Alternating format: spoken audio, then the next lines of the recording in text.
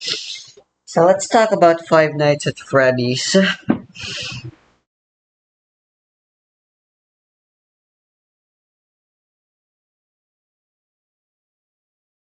Uh, Not to say Five Nights at Freddy's was what helped me finally get into and start enjoying horror as a genre. It really didn't. There's, uh, uh, I mean, Five Nights at Freddy's isn't all that scary. Minecraft is still very much very scary for me though.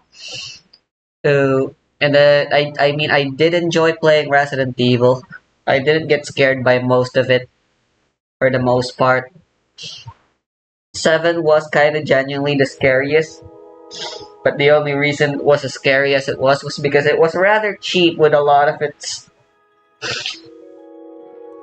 scare tactics, which I don't appreciate. Get to the cop.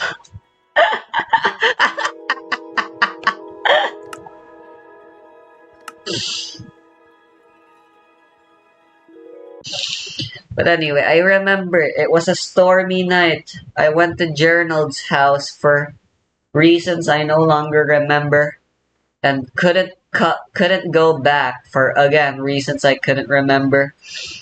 He went away to get some stuff and playing on his laptop screen at the time and with nothing left to do, I couldn't I couldn't turn my eyes away and had to watch Markiplier's Let's Play. That was my first experience with Five Nights at Freddy's as well as Markiplier. And I became a fan of Markiplier pretty much immediately.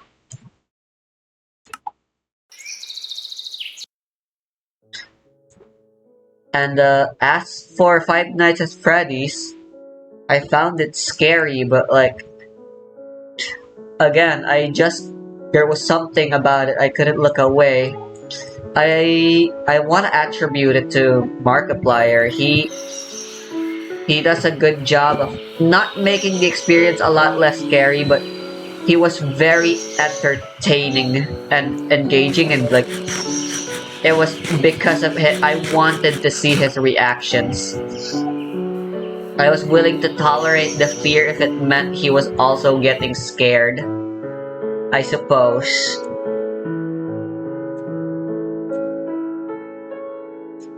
It's another savanna. I'm hoping that leads to a desert. And I'm hoping I get to a desert temple from there. What is this? It's like a naturally generating mine shaft. Alright, I'm not exploring that. It's too fucking dark.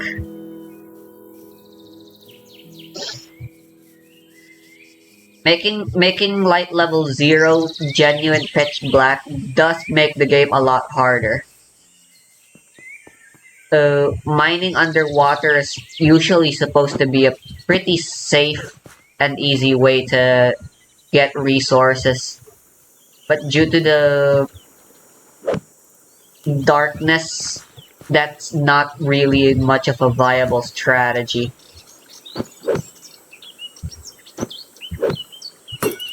I'm still really upset I lost the fucking trident. Actually, is there a chance I simply stored it on accident? The answer is actually yes.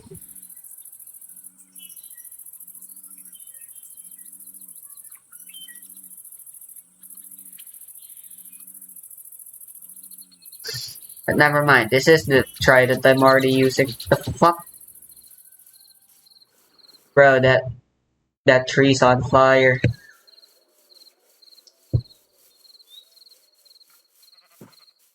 Uh, Anyone living here?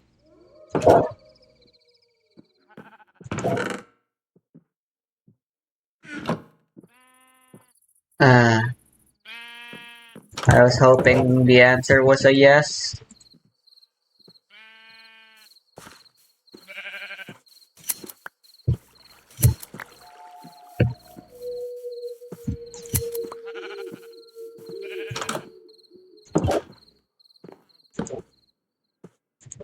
It'll do.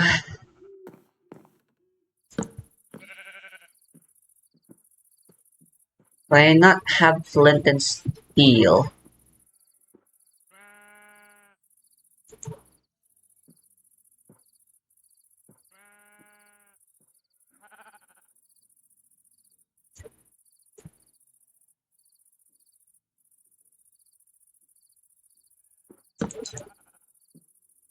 Do I have any gravel?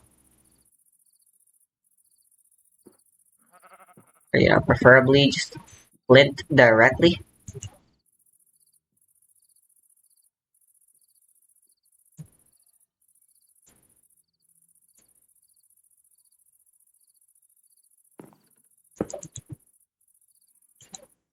Blah, blah, blah. Jesus Christ, I really don't like that.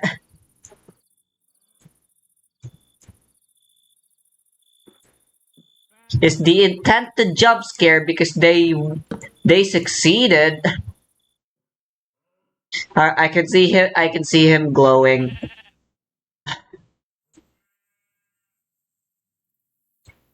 I am quite mad. So you know what? Okay, run then, bitch.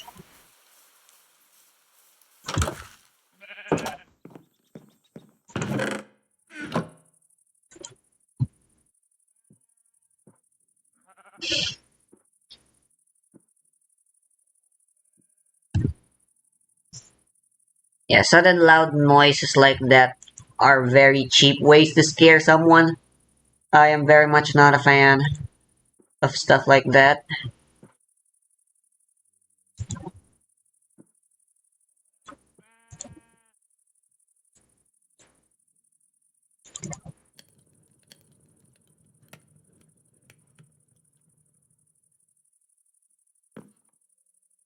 Wait, where did I? Okay, I guess I just packed too much fucking wool. I just got too much wool.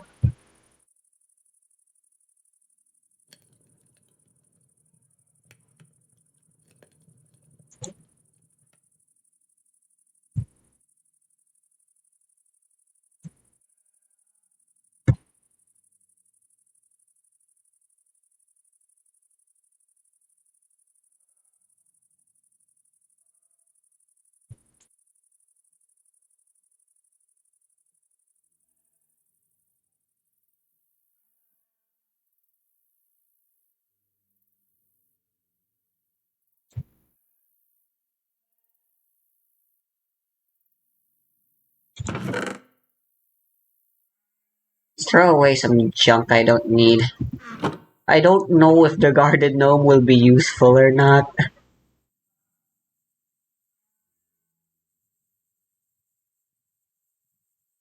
Honestly, that was kind of the only disposable thing I had.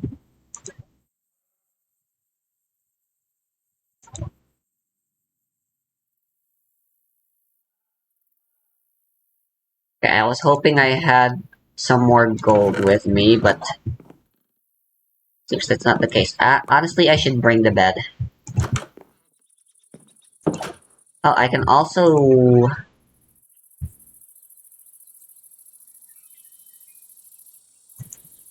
With my wool? Why is it so hot?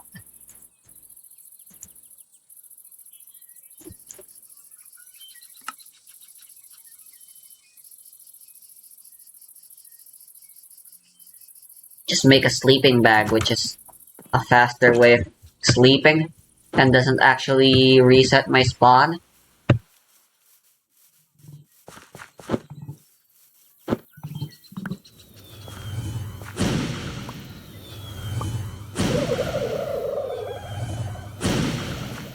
What the fuck?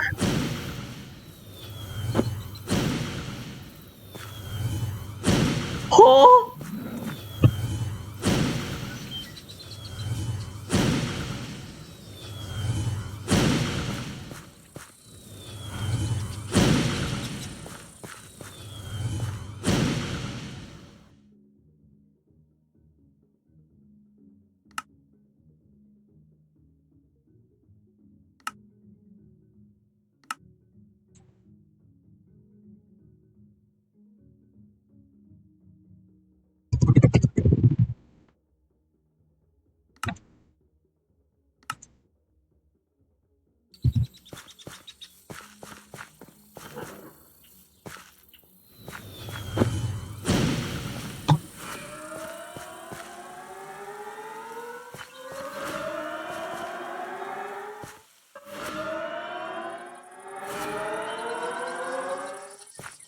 I'm gonna stay away.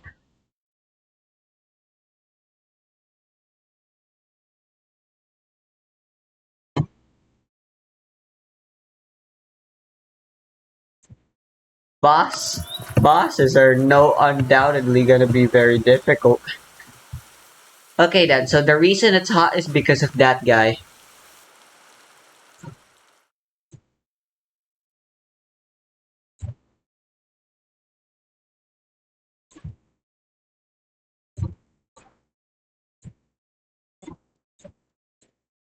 Alright, the savannah's very small.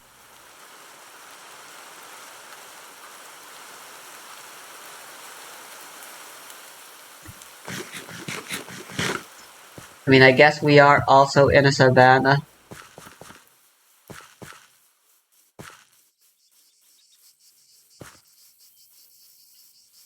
But anyway, yeah, thanks to...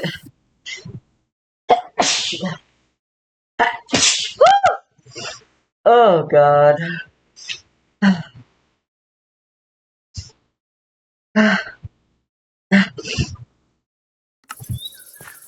So MatPat was actually already someone I was already watching. So regardless of whether or not I was able to learn about FNAF from Markiplier, MatPat was still going to talk about Five Nights at Freddy's either way.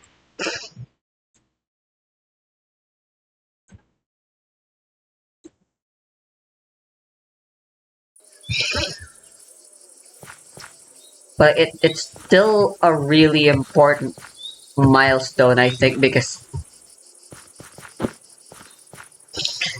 learning about Minecraft and Markiplier led to a whole rabbit hole in the end of me learning all sorts of other stuff that would define plenty of what I would grow up with moving forward, what I would associate myself with. Obviously, there's the whole crack theorizing shenanigans that I would enjoy indulging in quite a lot of. Huh, can I get freaking gunpowder from the loot chests from Nether? Thingies like those?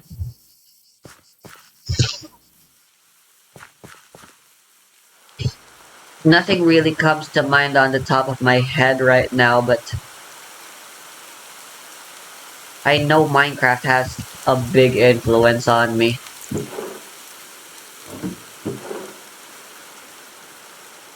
That I believe is an undeniable truth.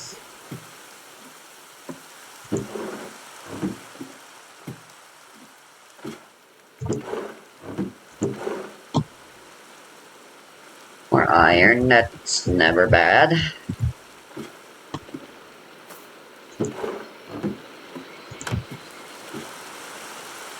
Ooh, a waypoint.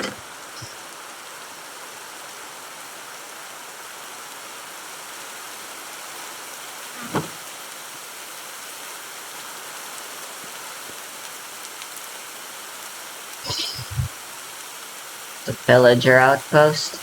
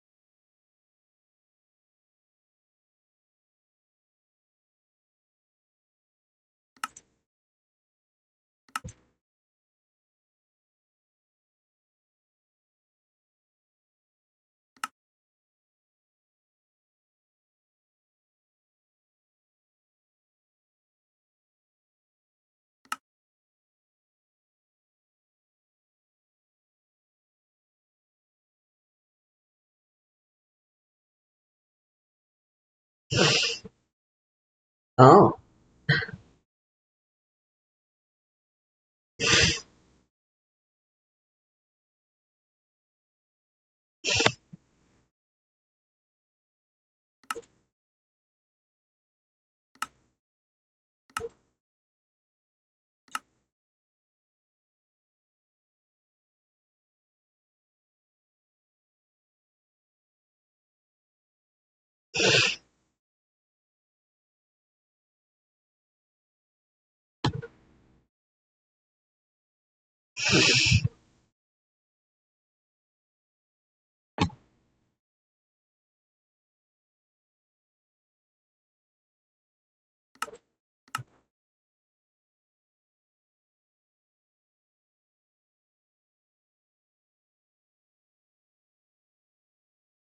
Ah, there is a cost already.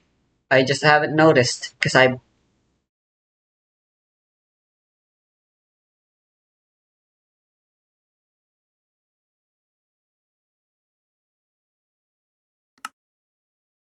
Alright, yeah, so there's already an XP cost, which is technically negligible, but it gives. At least there's reason for you to be gaining XP. XP can be used as a way to travel.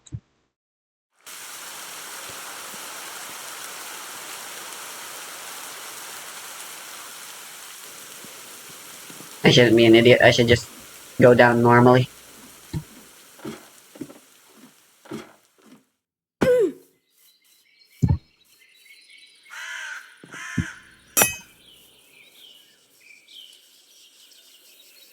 Alright, let's go to this place and then.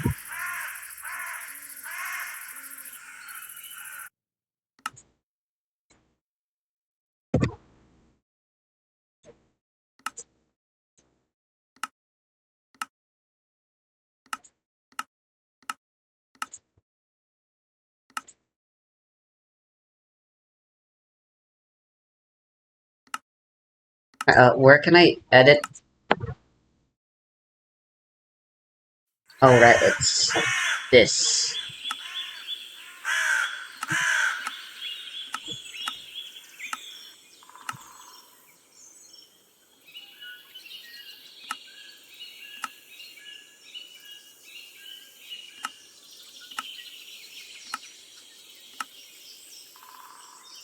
I don't know why, but armor physics doesn't want to be enabled.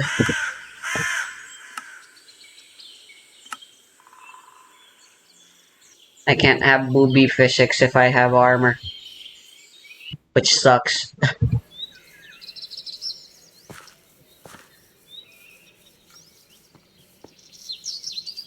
But well, I played the game in first person for the most part anyway. But you know, that's disappointing. Must be because of all the armor mods I have.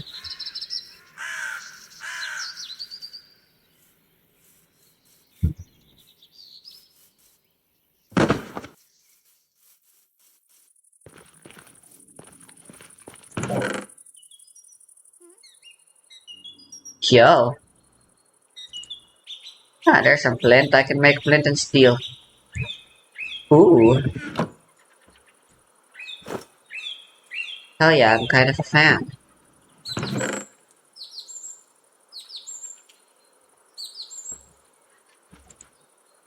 XP berry.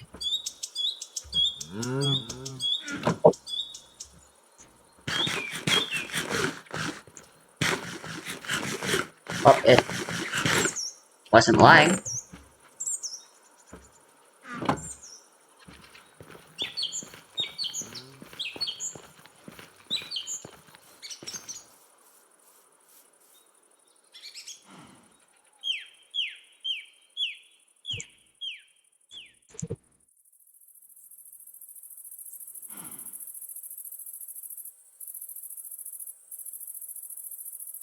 I need to throw away some stuff.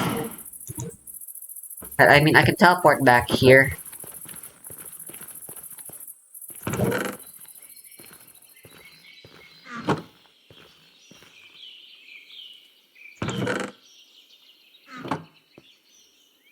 The iron helmet doesn't even have any enchantments or anything. I don't even think it has slots, so... Anyway, look at this thing.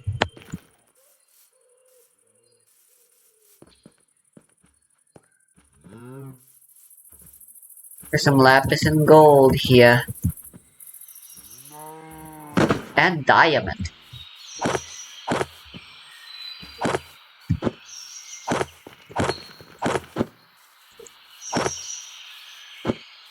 So I can move around waystones.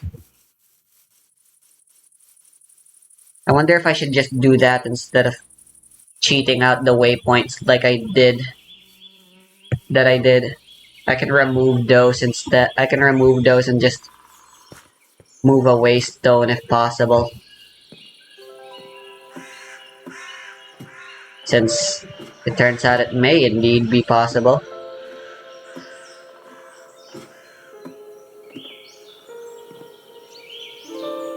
Yeah, it's just a pickaxe.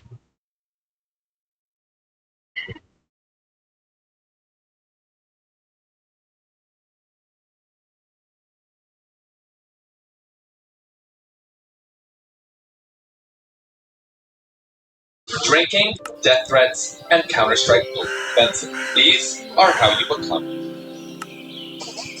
Today, we're looking at one of the most bizarre controversies in professional Counter-Strike history. A moment Why where is a team this should have why is played this not once, unnamed? but twice on a single day. The Immortals have forfeited due to being late to the stage and to playing. Got into a flame war on There's Twitter another one that that's escalated to unnamed. threats of violence. He did have to be shepherded by his coach while people told FMS to get to the series. A one-night drinking caused the collapse of one of the most promising rosters in CSGO. This is the story of Immortals at Montreal. Can I name them? In 2016, Immortals were one of the biggest up-and-coming teams in CSGO. After acquiring Tempo Storm's roster, they quickly became the second-best team in Brazil behind SK Gaming. After a series of roster changes, they ended up with a lone player from Red Reserve named G, who turned out to be Okay, idea tree is the leading the team to qualify for their first ever major at PGL Krakow 2017. At their first ever major, the roster of KNG, Bolts, Steel, and the twins Lucas 1 and Kenny defied all expectations, not just making it through the stage, but going all the way to the finals before falling short of camping. Maybe I should just move this closer to home as well. KNG was made an official member of the team, and with the core of KNG, Lucas, and Kenny set in stone, many had high expectations for the young team. With a respectable quarterfinals finish at Team Masters Malmo, Immortals looked poised to become one of the best teams in the world within the next year. All they had to Okay, I should get rid of the egg. Tournaments and get their seasons done, which is exactly what they intended to do at DreamHack Montreal 2017. DreamHack Montreal was a mid-sized tournament attracting teams like North and Cloud9. I love the Minecraft OST so much. Team and work out the Kings. Their run began in B with Complexity, Luminosity, and Cloud9. And after 2 solid wins, they secured first seed into the B, meaning they had the entirety of day 2 off and were automatically seeded. Alright, so I'm not actually spending XP for some reason. Continued on Saturday, Cloud9 also qualified for the playoffs. In Group A, first seed was secured by North, and the plucky underdog CLG managed to beat Team Penguin in the elimination game to secure second, which brings us to day 3, playoffs. With a day off to review film and rest, Immortals came out swinging, taking down CLG in the semis and qualifying for grand finals. With 3 hours to kill before the last match of the tournament, Immortals went back to their hotel to rest up for grand finals against North, who took down Cloud9 earlier that day. A quick note about how CS tournaments work. Grand finals for DreamHack Montreal were set for 3:30 p.m. But teams were expected to show up by 3:05 for their call time, which gives them a chance to warm up, get situated, and make sure their setups are to their liking. Unfortunately, at 3:05 on this day, only 2 Immortals players, Steel and Bolts, were at their desks ready to play. Penny, Lucas, and KNG were nowhere to be seen. But no big deal, right? People show up late, and surely the team wouldn't miss grand finals of such a prestigious tournament. Well, the clock continued ticking, the 3:30 start time came and went, and at 3:45, with still no signs of life, Immortals were forced to forfeit the first map of Grands. And it is that we will not be seeing the first map of Mirage. It does look like the Immortals have forfeited it due to being late to the stage and to playing, and that's just the way the cookie crumbled, I suppose. I don't really know. A few minutes later, the players finally here they showed are. up, but it was clear that they weren't ready to play. They sat down, picked a map, and were I can invert the XP Something cost must have happened off screen, to and many encourage, wondered if but it was I don't want poisoning to. or some other issue that caused Immortals to show up so late. But when the reason came to light, it set forth a chain of events that would eventually result in the team imploding completely. To find out how that happened, We have to go back in time just a little bit. Earlier that same day, Immortals were playing against CLG, who they defeated 2-0. I don't think I should. Those watching on stream wouldn't know that something had Should happened. I? CLG coach Ryu, while waiting And let's not allow to the game against warping from tweeted, just the quote, inventory. After apparently spending the night partying, Immortals players showed up late to our match. I mean, this is an open world game and teleporting like that is a staple, but FNS, who said, quote, worst part is, I lost to a team with 3 players who were hungover. Immortals immediately took to Twitter to defend themselves. Some cited jet lag as the reason for their tardiness, and Lucas1 tweeted, quote, hungover? Is this a joke? It doesn't matter. You lose to us every time. Amid the players going back and forth, and Brazilian fans piling on to defend their home team, the tweet that pushed it over the edge came courtesy of KNG, who replied to FNS saying, quote, you'll prove it or I'll kill you. A bit of online trash talk is par for the course in competitive gaming, but sending an actual death threat to a fellow competitor? Unacceptable. On the Peakers Advantage podcast, FNS later recounts how things played out at the hotel later that night. A guy walks up to me and says, hey man, like, you gotta go. You gotta go. And I'm like, what's going on? And he's like, dude, you tweeted this. Kanji, like, is not happy with you right now. He's looking at me. Because I think he was really, really upset. And it may have hit me, maybe it touched it to me. Maybe there's so many warp types. Let's just make them all base 1. This guy's temper is out of control. I gotta go. Fearing for his safety, FNS managed to avoid running into KNG for the rest of the evening, but KNG continued on Twitter, saying, there's a cost now. Party. And this garbage FNS is gonna have to be said. After a tense night, KNG signed off with one kind tweet. Quote, I'll just stop talking now because you guys love blaming people. I only have one thing to say. We were late, but I was on the server at the time. Unfortunately, the damage had been done, and KNG and the rest of the team were in trouble. Due to his tweets directed at FNS, KNG was suspended internally and later removed from the roster after an incident while under suspension. I know exactly how the players are listening. If we not be after this, I would be single. I would be and we end this. I would be and play the next 2 months. I should really probably start organizing. The players for violating that punishment. Angie was immediately terminated and is not a part of Immortal System ever again.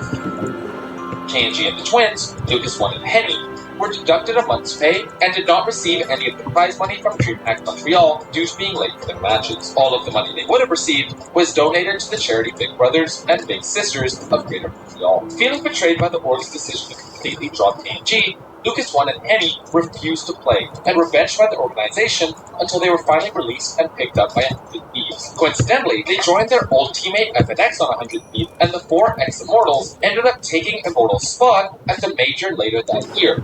Or at least they would have if KNG could have stayed off Twitter long enough to not make a homophobic statement against Game Hand's Thorn. He could not stay off Twitter, could not keep his homophobia to himself, and was removed from 100 Thieves, along with the rest of the roster a few days later. But there is a redemption. Bruh. Towards the end of 2018, KNG put out a tweet longer apologizing to FNS, Immortals, 100 Thieves, and of course Thorn. And it seems as though he really meant it, and that his apology was well received. All of the players from the original Immortals roster would go on to have decent careers, though none of them would reach the same heights as PGL Krakow. While many fans remember the roster for the DreamHack Montreal incident, they are also remembered as some of the most promising up-and-comers to play the game.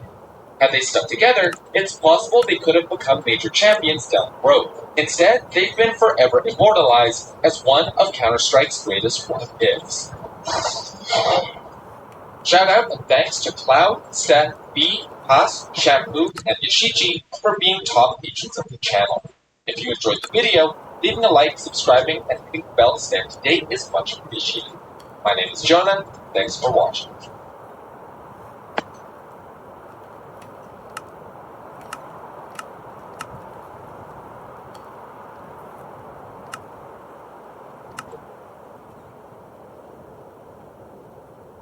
I kinda don't like that it doesn't tell how many total are being crafted at a time.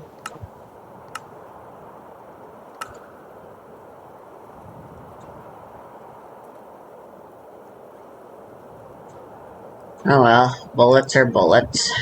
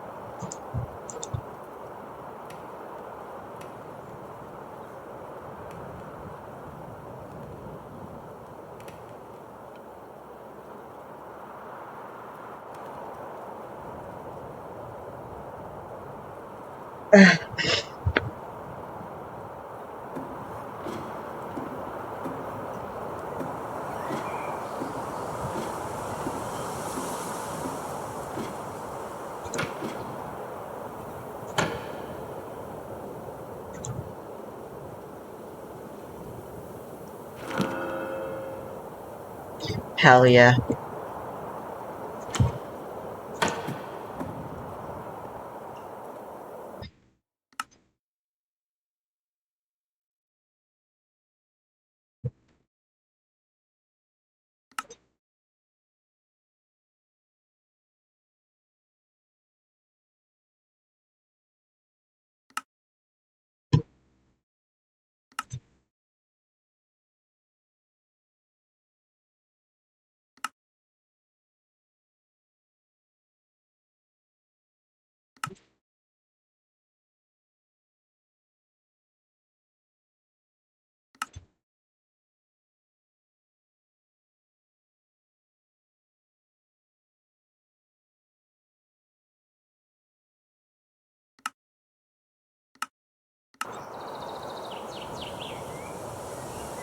How do I disable?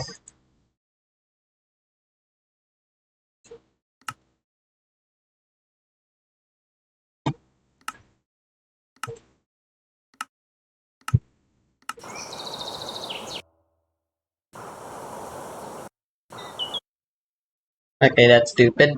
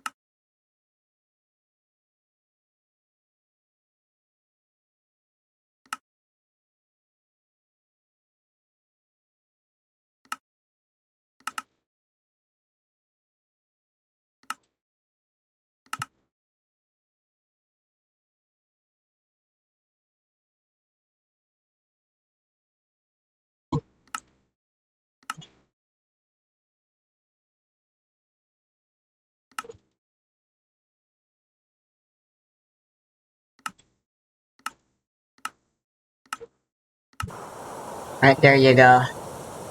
Much better.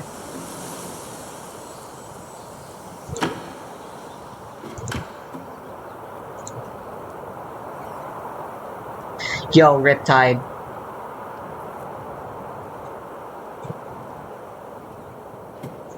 I can expand that place as well if I want to.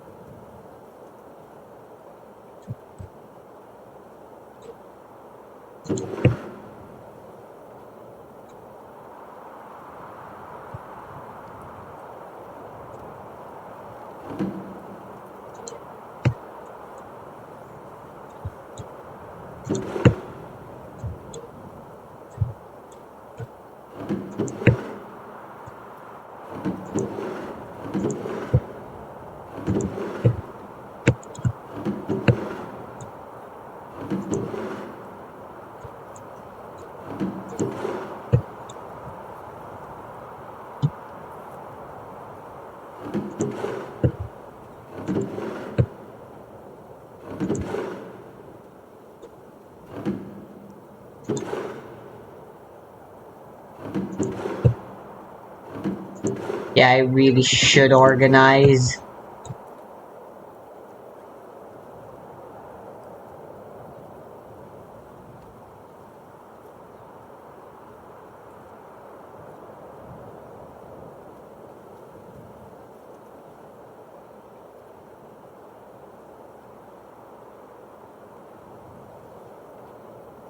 You get to see shit like fucking Omega or something. Uncle Horror and Gorgonic.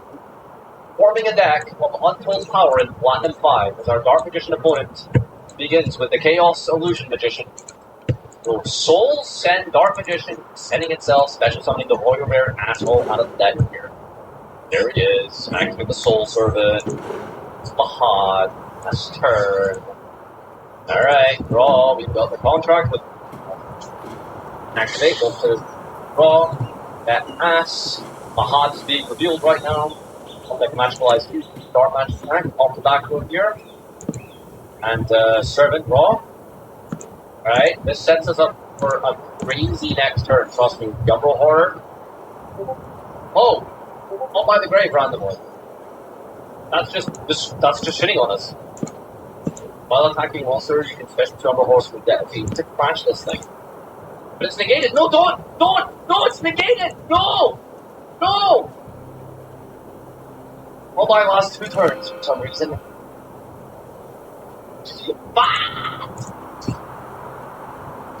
Oh, I don't like this. Alright, we've got coin. Any tossers of points here? We're against Rika. This is kind of doomed. Early.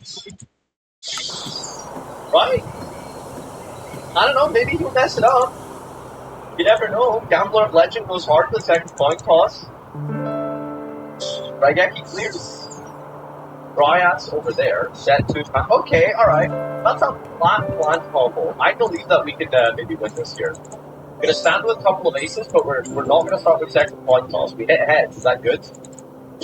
Whoa! Whoa! Whoa! Whoa! Second coin toss. Always heads, baby! Thunderbolt! Get destroyed, Planbozos. Alright, set Cauldron. And that's our turn. Alright, our opponent's got a pedal the end phase here. That's a bit scary. We're playing Burn Flipper. We burn flipping. Chain Path of Destiny here to the break up petal. I think second coin toss makes you flip both coins here. We hit tails, which I think is good. And then tails on the opponent. So we just both lose 2,000, right? Okay, cool. I guess we would have went heads and then tails, maybe? That's how that works. The opponent is 500 life points away from death, by the way. Although this is a healing deck. No! The Thunderbolted Dice Jar, that was our win condition. Longest one turn, by the way. Dry ass pass. Alright, Cauldron the Old Man here. Oh, that's how we're getting that work. Alright, we're gaining life points. We're gonna go Gambler of Legends here. Chain Princess to negate the Gambler of Legends. Can we go head judging? There's this field goal. Head judging only negates cards on the field here. Alright, battle phase. Attack directly. Cubic! Cubic? Man. We're gonna head judging in the damage step to negate the Dryas. Calling tails here, head. Second. Let's actually expand this as well. Alright, the seed scales itself, and then we pass turn. End phase, the petal comes back. What will our cubic plant deck do? Wow, debate here. Activate the petal, gonna get a surge with it. Successful. Nice. Stefan. You're linking away for another Jasmine. How are we getting the effect off here? Or not? Yep, okay. Alright, joke's on you. We're gonna second Gambler of Legend. Off return. Get something spicy. This Cauldron might still. Oh, wow, good. Alright, that's pretty good. Okay, we're not dealing damage, we're healing Cauldron. Weird. We're unironically gonna infirm the Gambler of Legend. That's, he does not want to lose his card in hand like this. Petal comes back at the end phase. Well, this can't just pedal every single turn here. We're gonna activate normal summon head. We're gonna Jasmine tribute off here. Head judging. Flip a coin. Call it correct. Stealing only. Calls tails. Doesn't even need the second coin tossing. That don't work the way I think it is. If they call it right, send this turn to the graveyard. Why did the second coin toss? That don't work? Am I stupid? The second coin toss. Okay, we're gonna go Vajam in the end phase, summoning the seeds and thorns. Off turn here, we got this gun, not bad. Right, we're gonna start using this cauldron for good or for evil yet. Why is it on 0 things? What happened? Did I miss something? Misjudge here. Let's get double tails. That's bad, isn't it? Alright. Oh wow, we are gonna use our second. Too easy? Too easy? Oh, it didn't reset the counters. That's so unfortunate. Alright. I can't tell if we're in a good position or not. Okay, Riveting off the evil board here. I can't place signs here because of the goddamn Don't forget there's a card called second coin. ladder. Alright, opponent calls heads. They missed. Fine, Jasmine. This is the worst duel in history. We're gonna crash the seat here. Scales itself. Okay. We miss. Second coin toss, we go again. And we miss. Unlucky. Alright. So scales itself and then specials itself back. Why did it do that? Oh, that's great. Huh? Oh, God. TLS, it doesn't have the protection effect. That's amazing that you performed a link summon before using the Duster on the mystery backroom. Really are living on the edge here. Man of danger, I see. The Duster away the last backroom. Some random. Why are we using download light? We're still gonna negate it. Okay, cool. I guess you have to. 2,500 life points. Alright, negate the Gambler of Legend. Alter the old man. Still gaining life points. 2 damage. See? Head judge. Is this the end? This is the worst point for the Heads! They called it right. Still game though. Oh, big ascension. Hello. A seed! Oh, we live. And we're scaling the seats here. We might be able to pendulum some of the third seat soon. Pencil comes out in the end phase. It's like the 11th turn that we were Pencil, I guess, by the way. Activating the effect of pedal here, searching for a copy of Princess. Alright, that's not gonna work. Princess. Oh no, they shuffle themselves back, that's why. Infinite Princess here. Wait, they just passed turn? Alright, come on, you got this Gambler of Legends. Are you gonna still using the heal effect? Activates the Gambler of Legends, it's still negated. Wait, what? Why are we passing? Wait, what? Why are we passing? I guess there's no point because it comes back, maybe? Your opponent will be dead by now. No, what's it? Oh my god, anime! Oh, the back and forth! I didn't use that last turn. Oh wow, right, now we're summoning C! Whatever. Okay. Oh! It's time! It's time! We're finally doing damage here. Time Wizard Magic! No! Getting the Time Wizard! No! No! Is it over? Is that it? It's oh no, Toyu. Shambo! Right, our opponent calls the turn here. Finally using that Aroma Guard battle phase. Here's the Time Wizard, sadly. Is this Ultra game? 4 counters multiplied by I don't know how much, is it 100 or 400 per counter? Activate the effect. Hitting a counter. Activate the effect. Yay!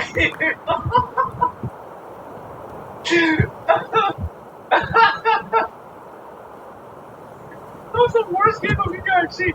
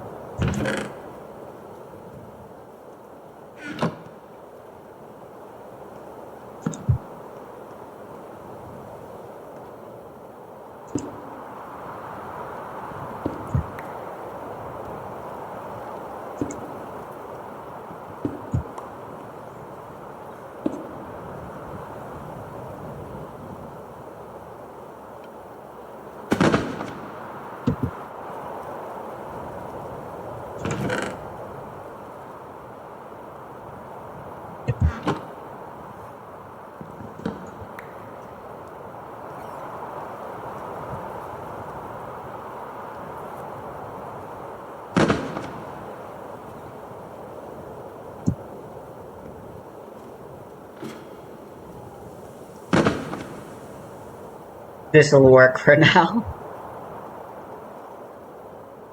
I mean, hopefully I won't be staying in this place for much longer anyway.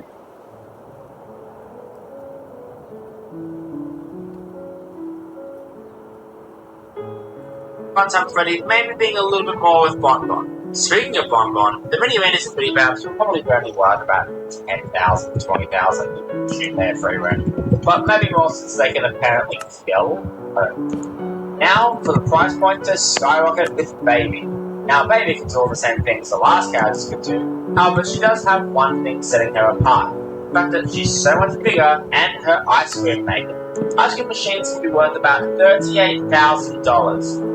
But I like. Baby's ability to make ice cream would not add much. Because Baby's soft serve is relatively small, you can assume that she'd be using at most a $500 mechanism. So yeah, Baby is still more expensive due to her large size, but only by an extra $50,000 at most. Now, for the lesser characters like Yendo, Bulbin, and Enid, well, Yendo's an Endo, so about the same as Funtime Freddy, but less due to the case being removed. Bulbin is a Iris, so I don't know. And Enid is a meta animatronic cards, so he'll probably be worth about 50k. In total, the Funtime animatronics and their adversaries will probably be worth a collective $45 million. Either Mr. William Afton is a rich bastard, or I'm completely off.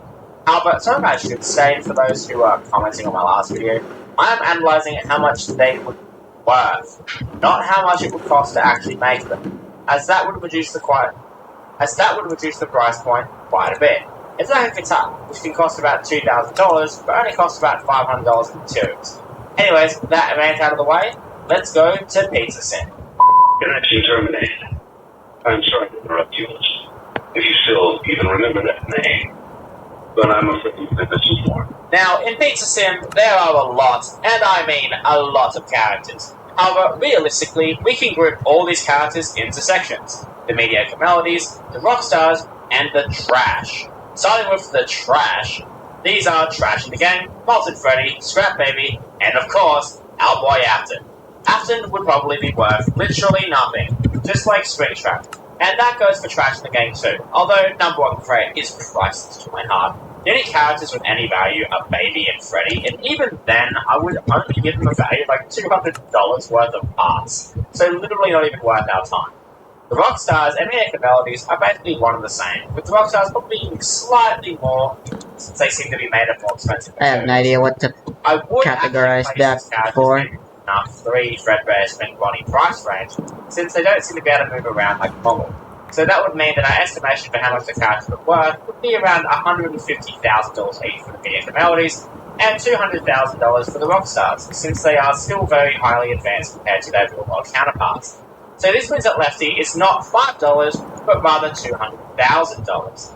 Actually, Lefty is worth a bit more, since he is basically a fun time, but for the puppet. However, I would say his advancements give him only a $50,000 increase, so take it as you will. Now for the extra characters. The Clowns, Bryce King, Candy Cadet, and Security Puppet would probably be worth around $50,000 each. Security Puppet being a little bit more in line with the original Puppet, since it is clearly very advanced, putting it, the Security Puppet, at about $500,000 a month. L-Chip is about $100,000, and Music Man will probably be the same. What if I used water? Oh god, Funtime Chica.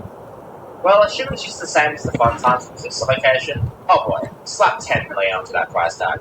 Now, for the final character, Helpy. Now, Helpy realistically wouldn't cost anything more than like $50,000, and I'll keep it that since I love it. So in total, the Pizza Sim characters cost about $12 million in total. That price is nothing compared to the last game we have to analyze. And oh boy, these prices are gonna go up quick. Freddy, you're supposed to be on lockdown. Shut your mouth!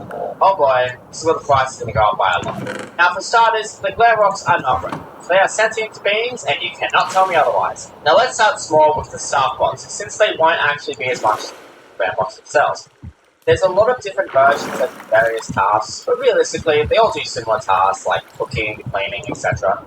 These robots are still super advanced and are on par with government robots that build cars and all that. So with that, I would argue that the Staffbot would be worth as much as the Funtime animatronics at most, but let's say that a Staffbot is worth the minimum of $2 million, since some of them literally don't do anything. So, oh boy, this is going to skyrocket. Music Man is next, and he wouldn't be worth much. Maybe around 10k at absolute most. Next is Sun and Moon. This guy is pretty much a lesser version of the Clan Box. While you could argue that it's smarter, it has a lot of restrictions compared to the others. You can't leave daycare unless the power goes out, and what the Sun and Moon persona makes in advance is nowhere near the same level as the others. However, don't let that fool you and think this guy isn't expensive. Everything considered, my estimate is that Moon, at the bare minimum, is worth $20 million in dollars. And that's just the bare minimum. He can be worth as much as $50 million. But let's target the Glam Rocks. Oh boy. These guys can do some pretty incredible things and are super fucking advanced. With everything considered, including their ability to completely run around the building at will, the fact that they are literally people, the bare minimum price for one of the Glam Rocks is $100 million. Granted, this may be a stretch, but dead set, I think that because of the fact that these guys are alive, it would make sense they would be worth so much. I mean, when you see what they use to repair them, yeah, it makes sense. Now, the endos are interesting since you have to assume that they're about the same, and technically they are, but obviously the programming is a little less. My theory is that the personality is uploaded from endo to endo. The endos will be a little bit less since they can't act like the Clan Box, however, they would still be worth like 20 million.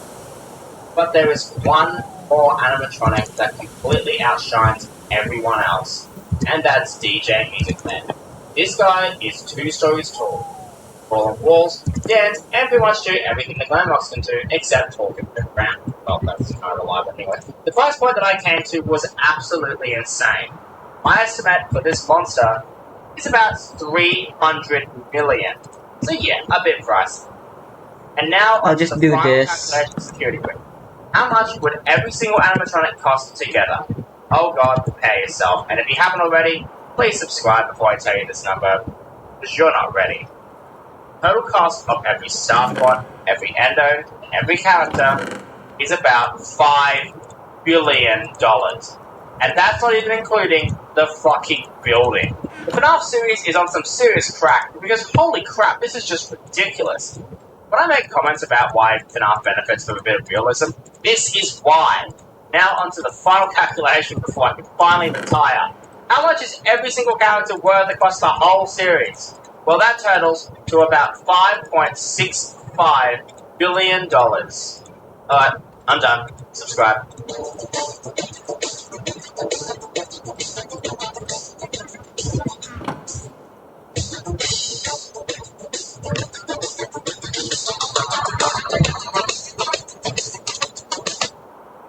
Not Kokumi herself. I guess what I'm trying to say is that in Inazuma especially, the writers tried to push the Traveler a bit too much into becoming a main character, to the point that they needed to become a captain for some reason and other random stuff, and doing that kind of felt pointless because it did not add much to the story. They were also supposed to have this very strong bond with Teppei and be impacted story-wise by his death to the point that it would drive the Traveler into rage, and hence why they went to the Illusion Factory in the first place. But because of the rushed execution, it just felt very off, and it felt like the Traveler met, bonded, and lost Teppei in the span of 5 minutes. I personally feel like the Mondstadt and the Archon quest weren't as bad. They had their issues, but like both had their respective Archons and ensemble to fill in the roles of the main character, and the Traveler was, for the most part, just along for the ride, as they should be. But I think it really in Sumeru and Fontaine. I personally think and why the Sumeru and Fontaine Archon quest flowed a lot better than the predecessors is because the Traveler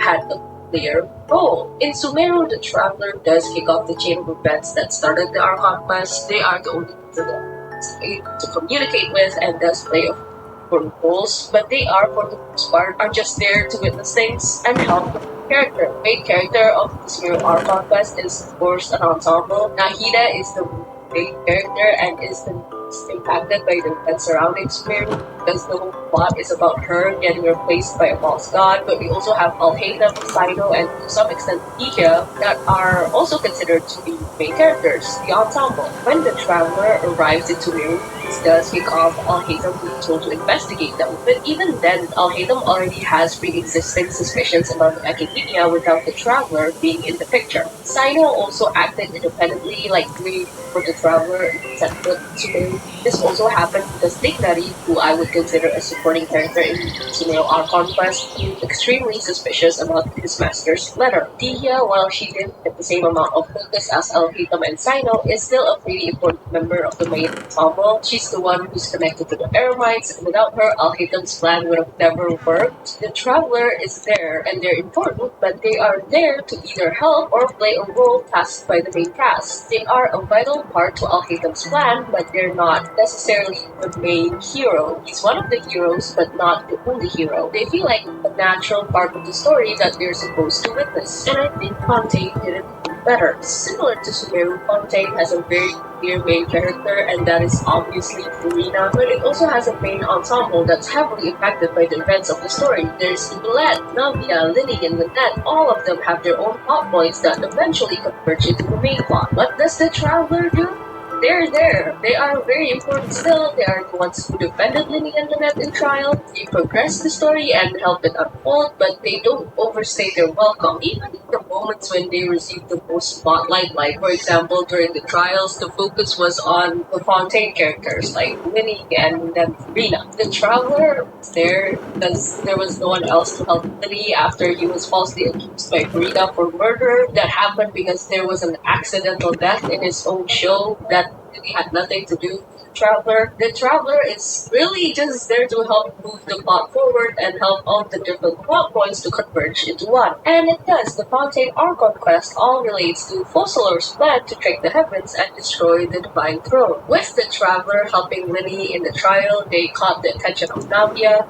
Vito is still investigating the truth behind the mysterious death of her father. This then leads the Traveler to uncover the truth behind Navia's father alongside her, a task that she mostly pulled off by herself. Really, again, the Traveler is there and they help, but most of the important plot points are mostly focused on Navia. I think the most focus the Traveler has in the Fontaine Archon quest is when they were in the quarters of Merovee, which again only happened because it was a request from Nouvellette, and even then they were mostly running around until they bumped into Lily, Lynette, and Femine on a mission. The Traveler was also unable to trick Wriothesley as he had the upper hand the whole time they were in the fortress. And when the primordial seawater broke out, it was ultimately dealt with by Wriothesley, Thorin, and Nouvellette. Where was the Traveler? Well, they were accompanying Farina in her meeting with the maid. Another request given to the Traveler by Nouvellette, because Arlecchino isn't the most friendly person that you can meet. The final conflict with the Narwhal was also dealt with by Tartaglia and Nouvellette. The Traveler is definitely there and they definitely helped, but again, he was not the main hero. The people of Fontaine were the main heroes of their own story. Even more so with the reveal that it was all part of Fossilor's plan. It was very clear from the beginning that the Traveler was just there to push the story forward, help it progress, and act as a witness to the events unfolding. There were no moments where they felt like they were forced to steal the spotlight so that they would look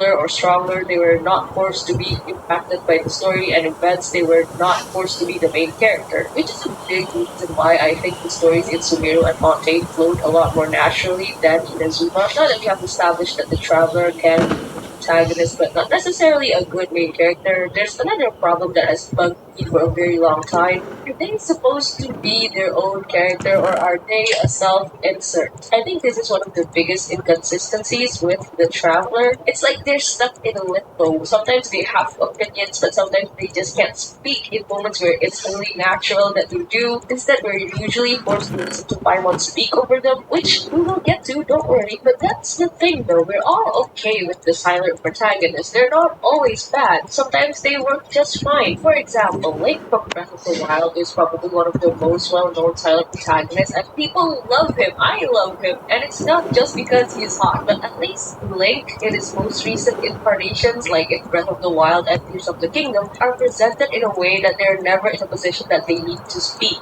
To be fair, there's minimal dialogue in the most recent Zelda games, and even then, the games try to explain why Link so silent. He doesn't like to scream because he doesn't want to burden anyone with the immense weight that he's carrying with being the chosen one. You can argue that it's an easy cop-out on making him silent, but regardless, the intention of Link has always been to be a silent protagonist. He was always supposed to be someone blank to act as an instrument for the players to experience the world of Zelda. This decision has its drawbacks. It can make Link feel like a cabbage during emotional scenes because he doesn't say anything, but because it's a conscious and consistent, keyword consistent decision made by Miyamoto and the devs, I personally think the players are free to insert their own thoughts and hear their own voice as Link, which is the whole point of his character, so it doesn't cause as much problems as it does for the Traveler. It also gives the players a feeling like they are the heroes of the story, which is also completely fine if that is indeed the intention. Sometimes we want to escape our shitty lives and feel like we're contributing to society and saving the princess. There's nothing wrong with that. So it's okay to have a silent and self-insert protagonist as long as it's done consistently. I have seen some people on the internet defend the Traveler by saying that they're not really a self-insert, that they have a clear goal and a set personality from the get-go. It's not the writer's fault that the players view the Traveler as a self-insert when they were never supposed to be one. They're mostly silent because they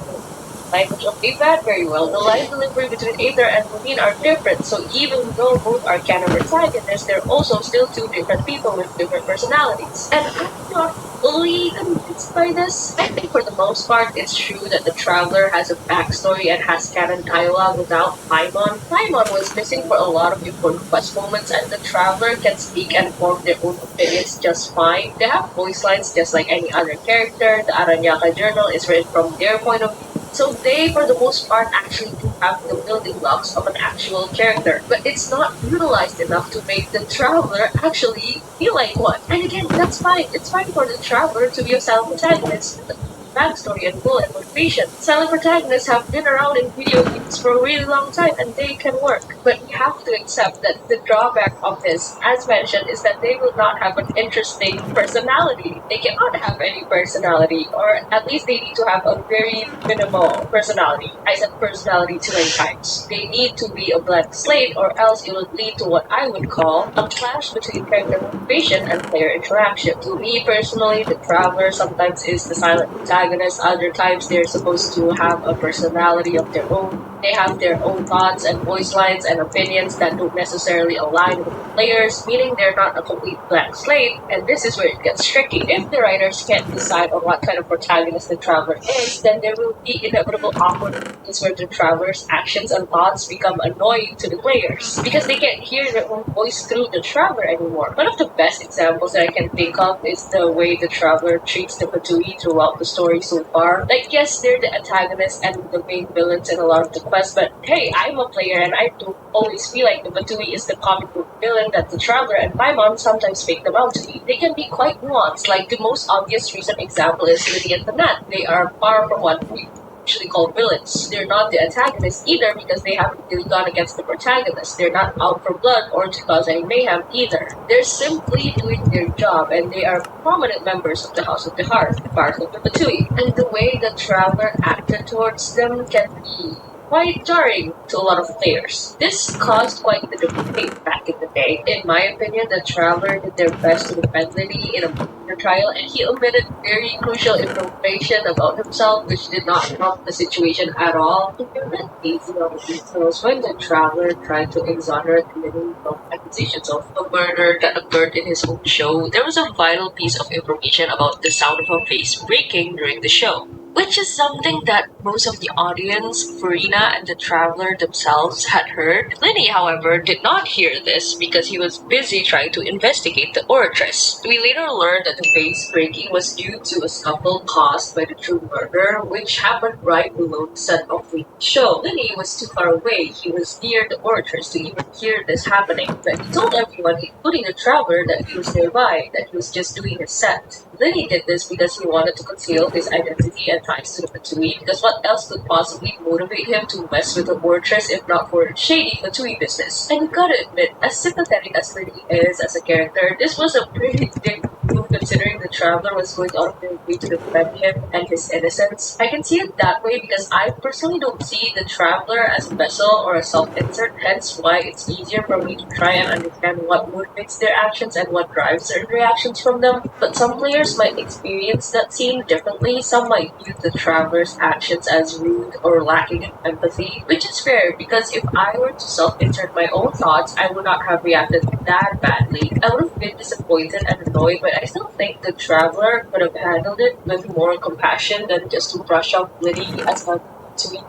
But no, because this traveler now suddenly has a formed opinion, and that is Fatui bad. Yes, the Fatui has caused a lot of trouble for the traveler, but you'd think by the time they reach Fontaine, they would have a bit more understanding about how the Fatui has a lot of real people that aren't necessarily pure evil. Like, not even the Harbingers are full evil, and they know this. They're friendly with Child, and they are able to tolerate the Wanderer. In the very same quest, they can talk to Child in a civil manner. They're distrusting of him, which is understandable, but at this point in the story, the traveler's opinion about the Batui should have evolved a little bit, just as some players' opinions on the Batui has also evolved, especially considering that there are quests like the one in the chasm where things of Batui soldiers were trapped underground. They were just trying to do their job and trying to not die because the entrance to the chasm is suddenly sealed off. This is a problem for me because I saw them as a character with their own motivations because they have strong opinions about certain things, but then on other things they just can't have a reaction or say anything of substance because they have to stay silent. It's inconsistent, and I'm sure for the players who enjoy the Traveler as a self-insert, it can be pretty frustrating when the Traveler suddenly treats Farina in a pretty insensitive manner after the Fontaine Archon quest, and witnessing the suffering that she had to endure for 5 centuries. It can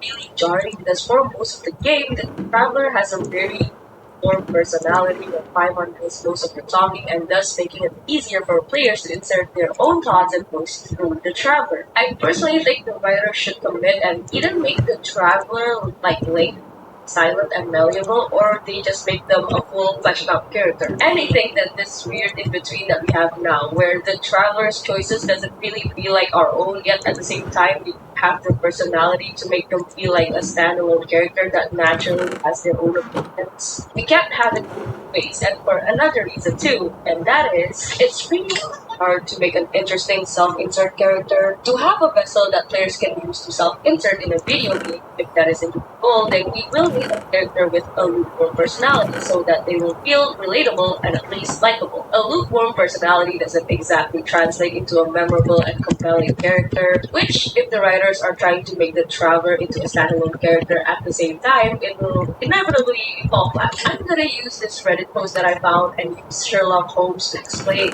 Don't worry, I will be making comparisons with other game characters later on, but right now I'm just gonna try to make my point using this example. So most of you might know Sherlock Holmes is a very famous detective from a book series called Sherlock Holmes. He's also pretty well known to be kind of an asshole. He's smart but also very arrogant. He's the protagonist and the main character of the story, but he's far from being likable.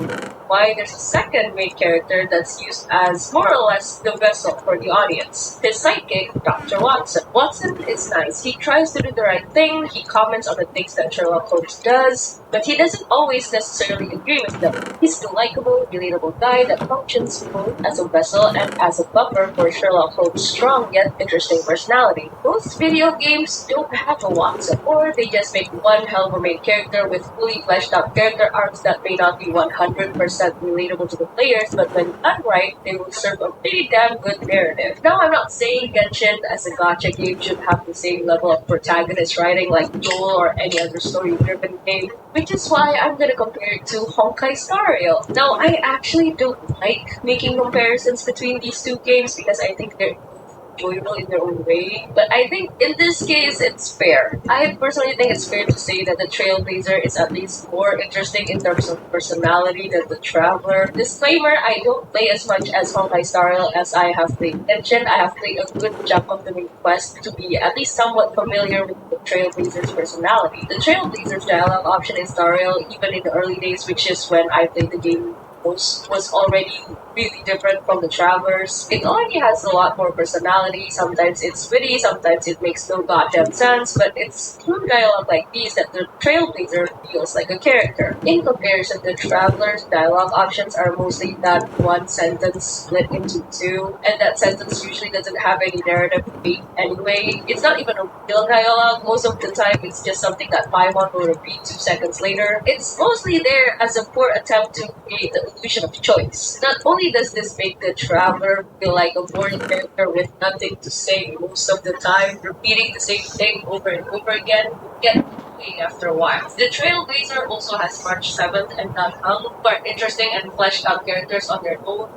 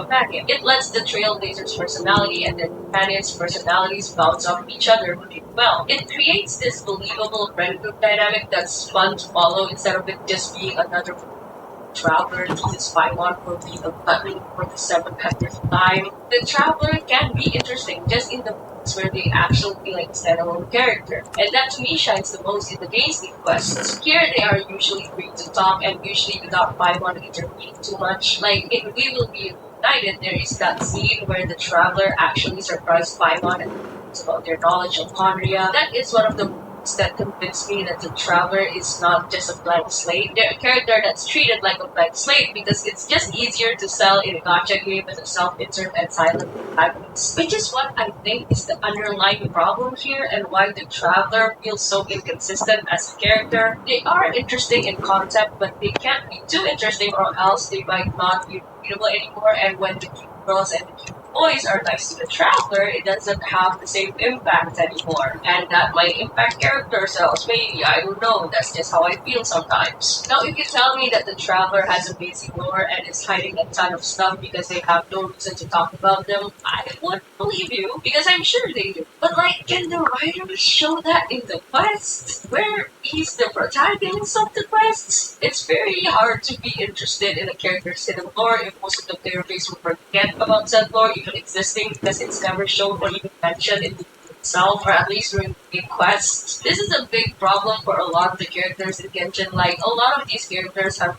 interesting backstories that's hidden behind a wall of text, and that side of the character is rarely shown on screen. And I know, like, we can just not be illiterate and read, but this, at the end of the day, it's a video game. You can't tell me that reading a wall of text is acceptable when the medium that Genshin is on can actually show you these events and conversations happening on screen. Quests. Yes, I know they can't do all that for all of the characters. Like, I don't expect them to do this for Dory, but this is the protagonist we're talking about, so I think expecting a bit of special treatment for them is justified. The Paimon part. Now, this topic actually deserves its own review. I think I could tell me if you want a Paimon review, but I'm gonna touch a bit on how I think the existence of Paimon kind of moved the Traveler into this limbo. Paimon exists as a crutch to the Traveler. She has to repeat everything that's said to the Traveler and talk in the place of the Traveler too. It also doesn't help that Paimon doesn't have the best personality either. It has gotten better over the years, but in the earlier days, like in Mondstadt to Inazuma, it was basically a money hungry thug. That's it, and every line delivery is the same. No matter the context or nuance of the situation, it's the same delivery, same reaction. Don't get me wrong, Paimon does have her moments. She can be a very sweet companion. Genshin would not be like Genshin without her. But you can't really deny that she takes away so much from the Traveler. It's for me to believe that what she's saying is also what the Traveler is saying, but I would much rather hear the Traveler say it themselves. Like, one of the most enjoyable quests, in my opinion, is Hardware. It's the quest where the Traveler falls asleep and wakes up without Paimon. Yes, it turns out they were having a vision from their twins' point of view, but that's not revealed until the end of the quest. And throughout the quest, it was just nice to see the Traveler interacting with another character, even if it's just an NPC. And Aido was a pretty damn solid NPC, if I say so myself. It's nice to see how the Traveler can react to bizarre situations without Paimon screeching in their place. It was also personally very enjoyable to me that Paimon was not there to regurgitate everything that's happening on screen. It makes the Traveler feel like a character and their dialogue also a lot more concise. Paimon's line delivery can also sometimes come off as insensitive because she is just rash. Like, even in situations where it's very clear that it's an emotional moment where another character is being vulnerable to a Traveler, but because Paimon is there, she just says shit like this. It can get really annoying after a while, and I think if the Traveler is ever going to down the fleshed out character out, they will need to snatch some of that dialogue away from Paimon. Like that scene between the Traveler and their sibling at the end of the bedtime story is also one of my favorite ones, because it just feels like a genuine interaction and conversation between two characters. What frustrates me is that the Traveler and Paimon can actually have a good dynamic, as seen in the Traveler's own voice lines. They banter in voice lines, and it's actually quite entertaining. But for some reason, because the writers seem to want the Traveler to be silent enough to also be the silent protagonist, none of this is shown in actual quests. Or if they are shown, it's very minimal. Like the bar is set in hell. Paimon usually talks over the Traveler instead of adding things to the conversation. And another problem Paimon creates because she has to simplify things and speak in the traveler's place. A lot of nuance that the traveler might have is just gone. Paimon will say stuff like, "Oh, the Tui are the bad guys," which in some cases they are, but she says this in Fontaine. We've progressed enough through the story to know that there's a lot more nuance when it comes to the Tui as an organization. But because Paimon needs to simplify everything, it gives off the impression that the Fatui is no different than Team Rocket. She needs to be goofy, she can come off as insensitive, and this in turn can rob the traveler of an emotional bonding moment of characters. The only silver lining that I can think of from having Paimon talk over the traveler 90% of the time is how most of the player base lose their minds every time the traveler opens their mouth, especially in the early days. It was hilarious. Like that one sentence about putting up posters at the end of the Archon quest, and another one was when the traveler was trying to find Aida and he just started frantically screaming Aida, and everyone was just so excited about that. It does create memorable moments for the player base, I'll give you that. In this section, I will admit, the things I will say will probably sound like a lot of nitpicking, but these are just some of the thoughts that I've accumulated for years of playing this goddamn game, and I want to talk about the parts. The more I talk about this, the more I wonder, does anyone like Silent Traveler? Not a silent protagonist, because we know a lot of people love silent protagonists. Like, hey, I love Blink, I love the Trailblazer. So the protagonists are also silent, and they all work just fine. Does anyone actually like Silent Traveler? If you do, please let me know why in the comments, because I'm genuinely curious. Like, there's obviously nothing wrong with liking the Traveler being a silent protagonist, but I personally just enjoy the Traveler as a standalone character. I would love for them to be more fleshed out and developed and be given actual speaking roles and significant dialogues in our quests. The only quests that I see the Traveler shine in these aspects are again the basic quests, where here the focus is to move the main plot over. It's to uncover the motivations of the main antagonist, of his twin, and by doing that we also learn more about the Traveler. And this is why I love these quests a lot too, because they make the Traveler a more interesting character to me. With every piece of information that we learn about them, they slowly start to be like a person. I personally think silent protagonists like well, because the story of Legend of Zelda is never really that complicated. Yes, there's a lot of lore behind the world, but the story has never been the backbone of the Zelda games. And for the Trailblazer, while they are silent for the most part, the absence of Paimon and having actual dialogue options actually work favor pretty well. They feel like they have this canon chaotic personality regardless of what option you pick. Danville and March 7th also help by acting to and bantering with the Trailblazer rather than speaking over them. Other than the inconsistencies in personality and opinions, I personally think the Traveler also suffers from inconsistencies in morality. Now, I'm going to exclude things like the trolls, but where they stand and how they tolerate certain characters has been a bit all over the place. They have a very strong dislike towards the Fatui, and yes, again, the Fatui has given the Traveler a hard time throughout the story, and this leads them to having an extreme reaction towards anyone tied to the organization. I'm not saying this is unjustified, like as mentioned, it's understandable why they would be pissed off at Linny and the distrusting child, and why they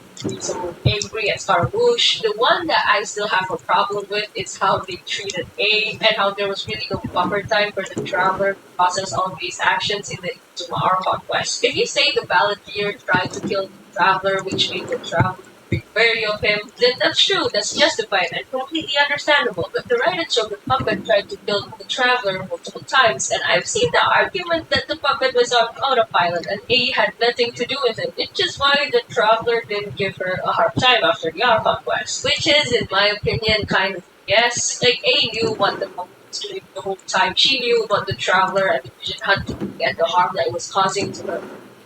And yet the Traveler was able to be okay with all of that after one conversation at the end of our quest. Now, to give them credit, the way the writers handled the development between the Balladeer and the Traveler was a lot better. They at least gave an entire interlude quest dedicated to show the complexities that the Wanderer has as a character. Both the players and the Traveler are actually given the chance to sympathize with him after learning his backstory and what made him so terrible in the first place. Hence, the interactions between the Traveler and the Wanderer has always felt than what happened with A. It also helps that Nahida is there to act as a buffer in these situations. And I do think the way the Traveler is reacting to complex characters and complex situations is handled a lot better in recent days. Another thing that's never really been clear about the Traveler is how strong are they actually. I think the most common belief about the Traveler is that they are very strong. Like at the beginning of the game, they ran into the unknown god and stuff. Like they had their full power, they were super strong, but then it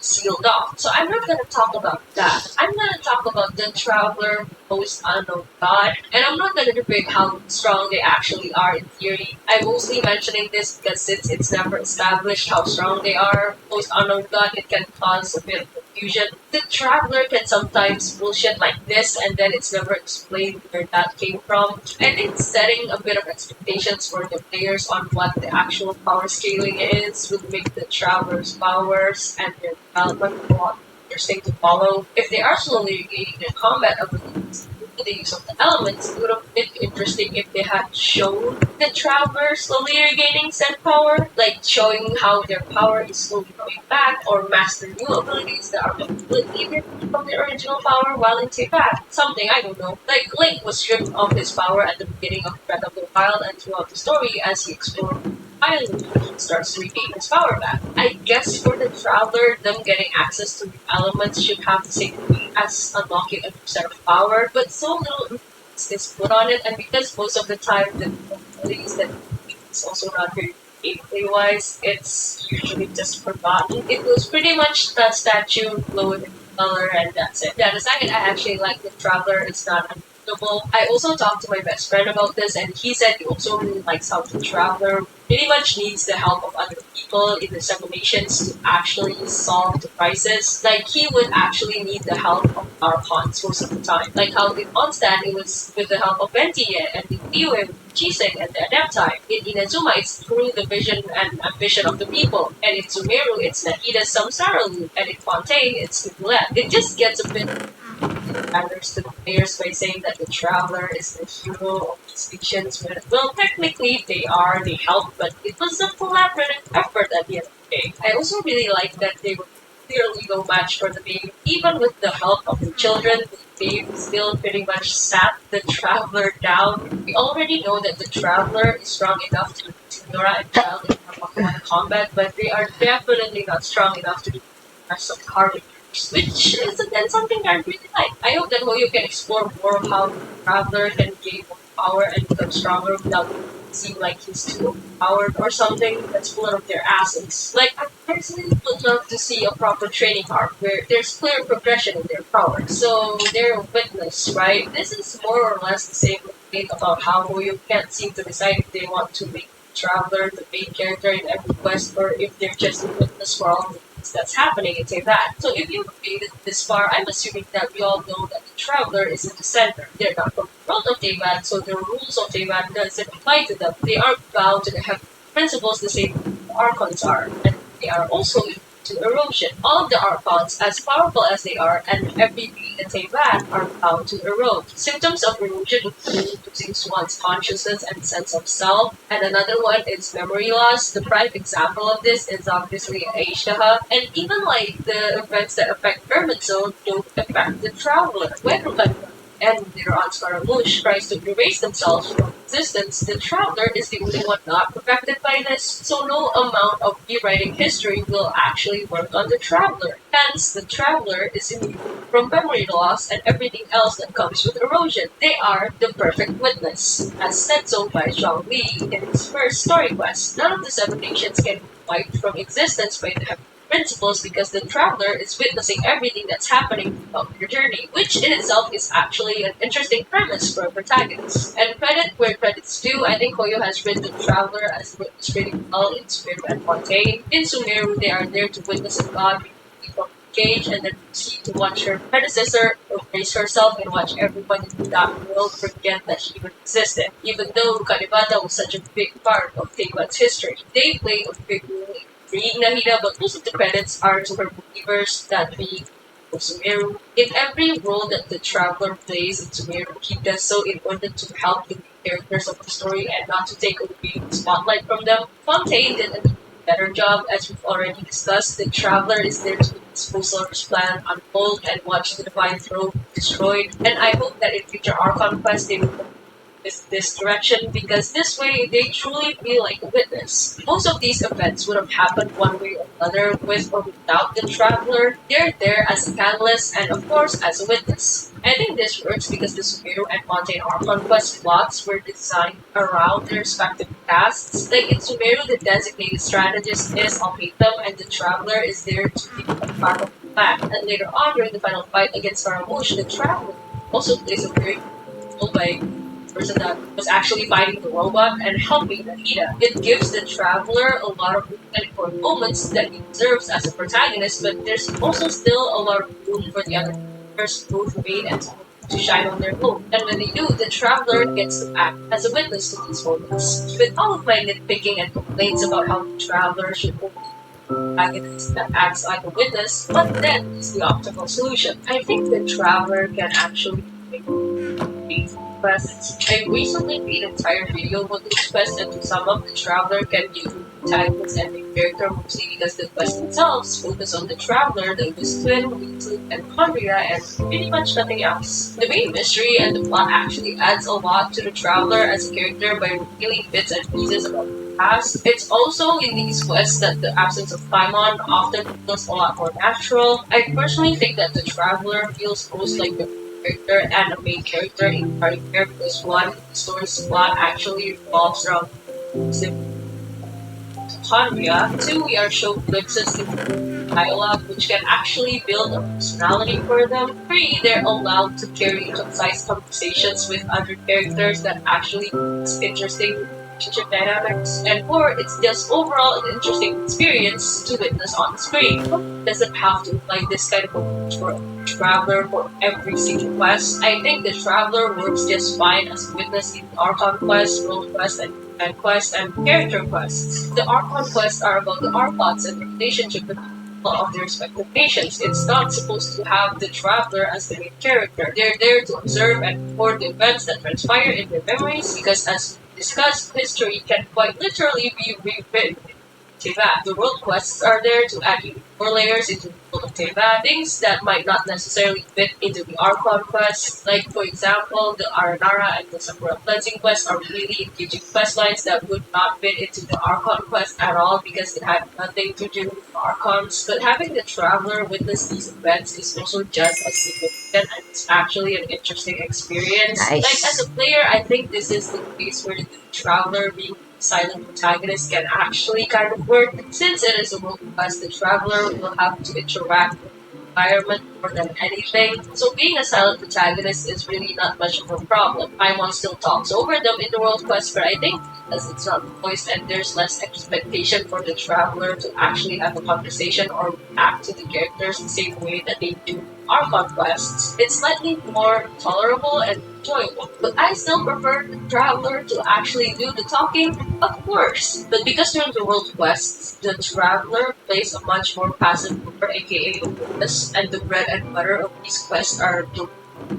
more, it's not as annoying to not see them talk. It becomes a less than ideal experience in story quests, at least in my opinion, because well, the leader character kind of needs the traveler to talk to, because no one else is there. And because they're silent, it becomes a conversation between your 5-star and Paimon. So there's not really a dynamic being forward.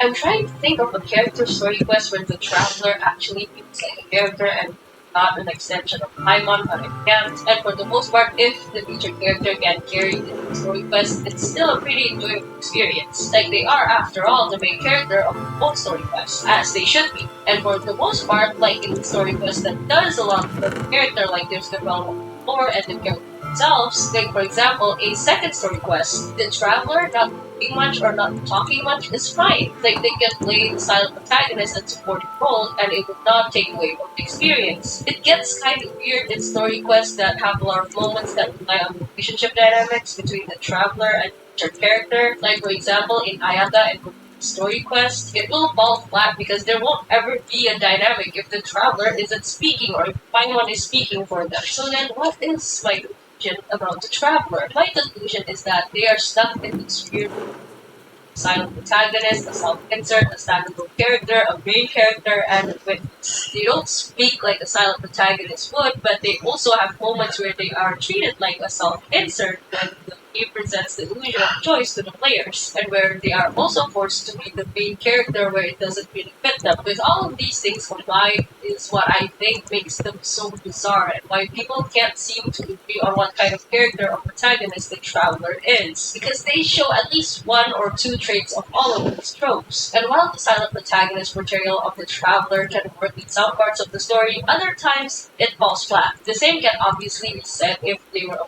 fleshed out character and have too much agency that it causes conflict between the players and resulting in the Traveler being completely unrelatable. But yeah, I personally think if Polio can utilize these different sides of the Traveler and make it to where each trope can actually add to the story that plays out in these quests, like it can be silent in stories that are more focused on the lore, like in quests, and just talk and show off their existing personality, or if the story demands them during Archon quests, it would feel like the Traveler is a more cohesive character. I think that's all I have to say about the Traveler. I obviously don't hate the character, nor am I the most invested in them personally. But considering they are the protagonists, I hope Hulu can continue to improve on them to make their presence more engaging for players. If you made it this far and seeing I've already wasted I don't know how many minutes of your life, then consider subscribing. If not, that's also fine. Thank you for watching anyways. That's it for now, and I'll see you in the next one. Bye!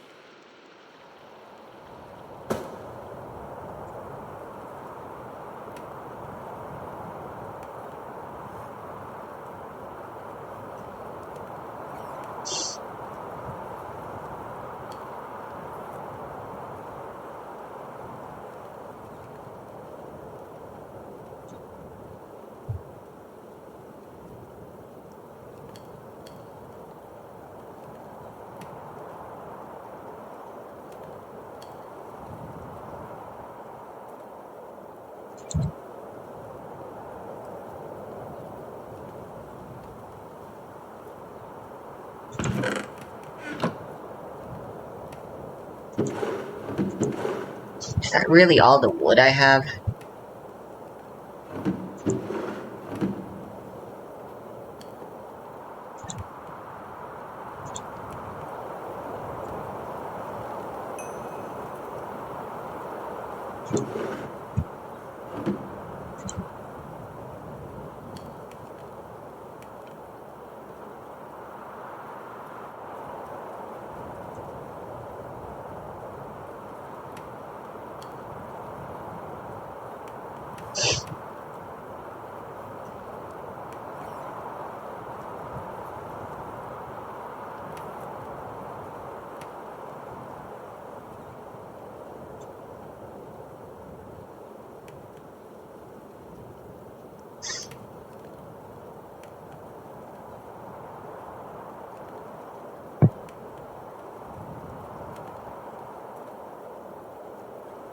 Hmm.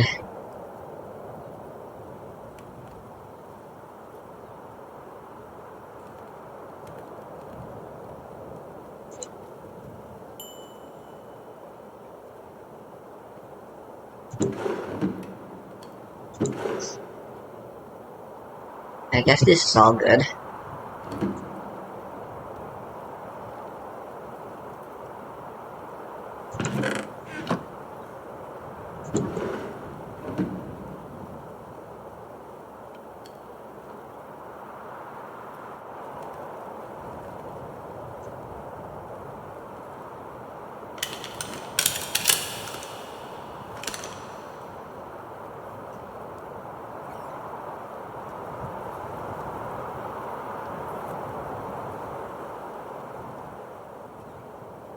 I should stop overthinking.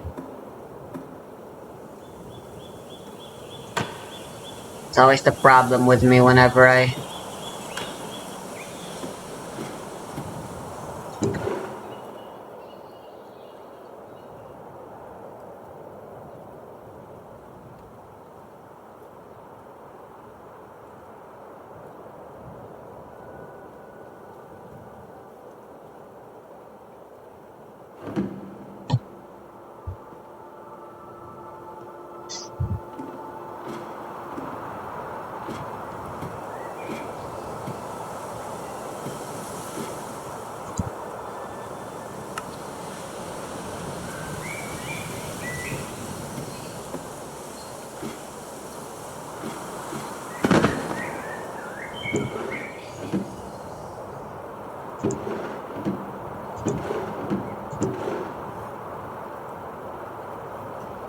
There you go.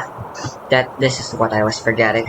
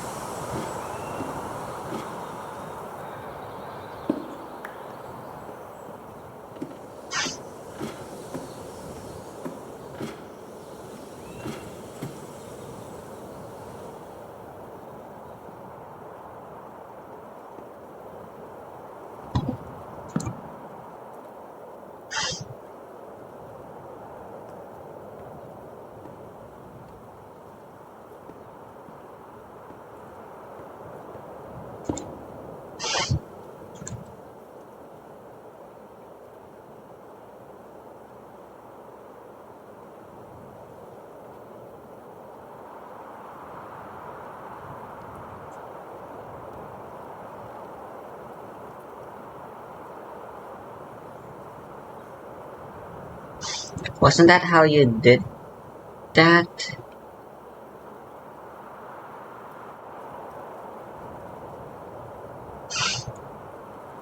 How do you fit things?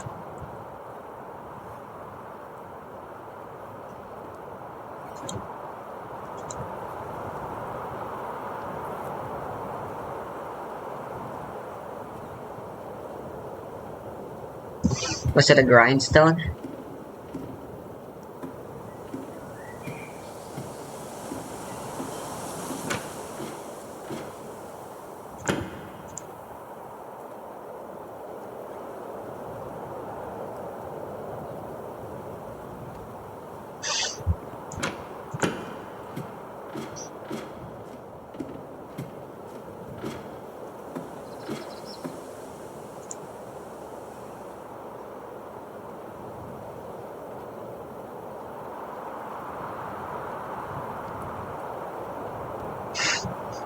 I don't get it.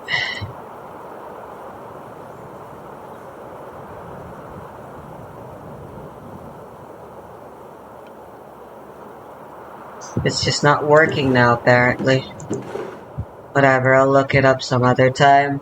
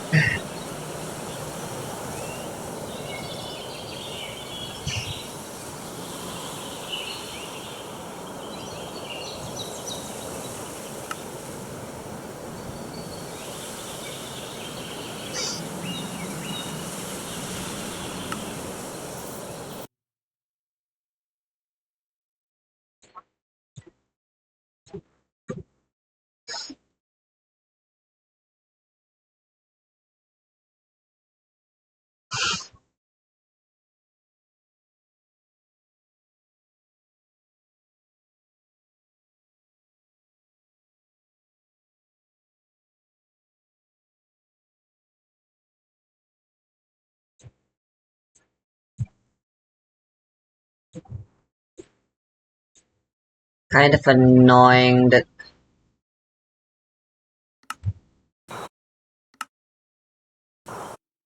I'm sure it's supposed to be a thing.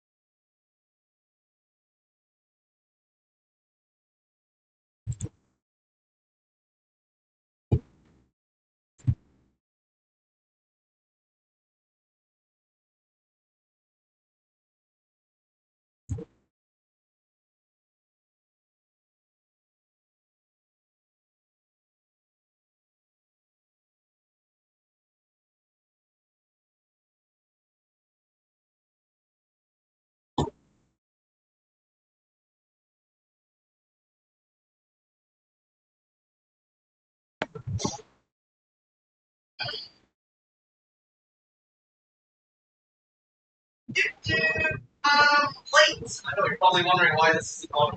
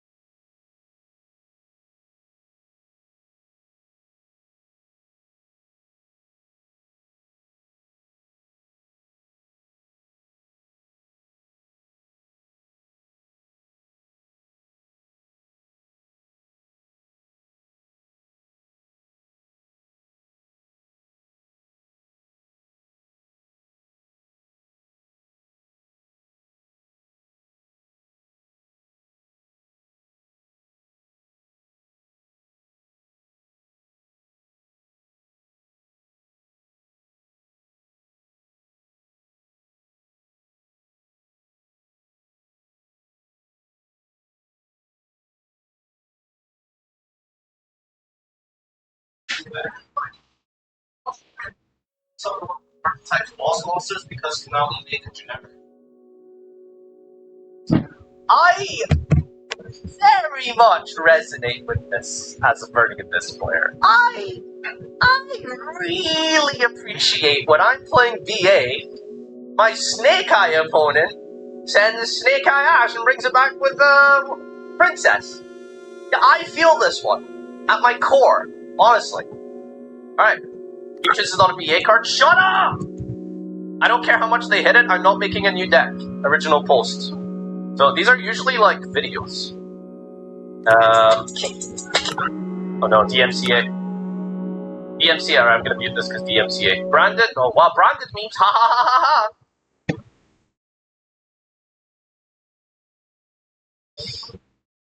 You're mixing Master Duel? Oh, wait, no, these are Master Duel.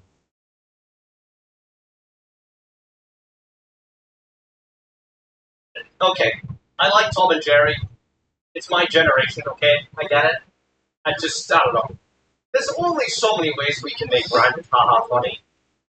Anyway, The Legend of Blue Eyes, Fusion, Ritual, Synchro, Link, Exceed. Only the Blue Eyes mastered 5 summons. This is so mint. This is just so mint. Master Duel, even like Master Duel. Okay, sure, I get it. What Airbender, Avatar, Dragon Ball Z. I don't watch anime. But yeah, I see the reference. I see. Oh, the life after board wiping. Nice, I like it. It's cute. Imagine. It's funny because there's like 7 of them. 5 and 7. Nice. A pain I know all too well. Oh, Dynamorphia. Here we go. This one. How do we tell them? So this year last week, like literal sad. Am I getting deja vu? This was here last week. Like Dynamorphia Lava Golem, I 90% remember them. Oh? Making it up? I saw it somewhere. There you go. You know what I mean? Okay. Fun fact, Appaloosa is actually the name of the bow and not the girl holding the bow. That's no matter what was on that Internet Explorer. Takes and memes and stuff. Yeah, did you know that, guys? We are the bandless police who are under arrest. No, doctor, I didn't mean to negate my annual income tax return. Police officers, I didn't negate my annual income tax return. Not now, Cole. Get away from that thing.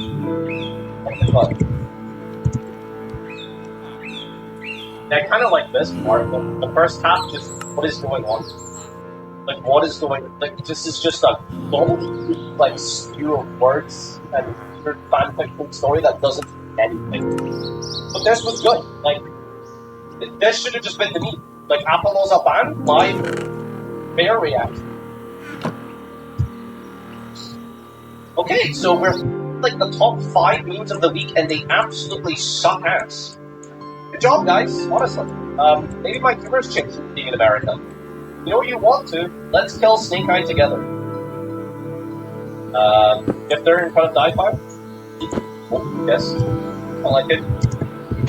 There, good. Not really there. Oh wow, black text and white background Stratos meme. Boy, what year is it? Inside you, there are 2 normal summons. One is from Hero, one is from both are getting. I'll give you a no snip that one. Fine. Rain reply.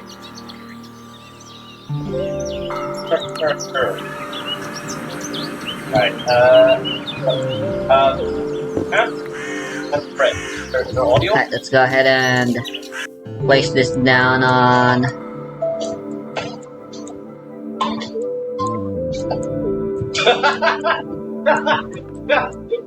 Okay. Alright, first. One. Well done. That's. It's good. That was good. That was good. That was very creative. That was really genuinely nice. I liked it. That's 2. No, that was not 2. This was a little snip. Okay, this is not 2. Okay, what? Anyway, make it happen. Like world when saying better if things didn't happen. I'd see it be okay. And if hand traps were banned, the world when Baron, Moral Mode, Savage, and Appaloosa are banned. Like, actually, 5 summons.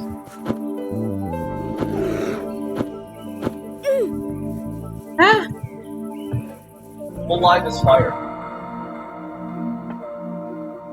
That's good. That's good. You know the type of person that knows. By the way, when you make a deck on Master, your default cards are, I think, just random.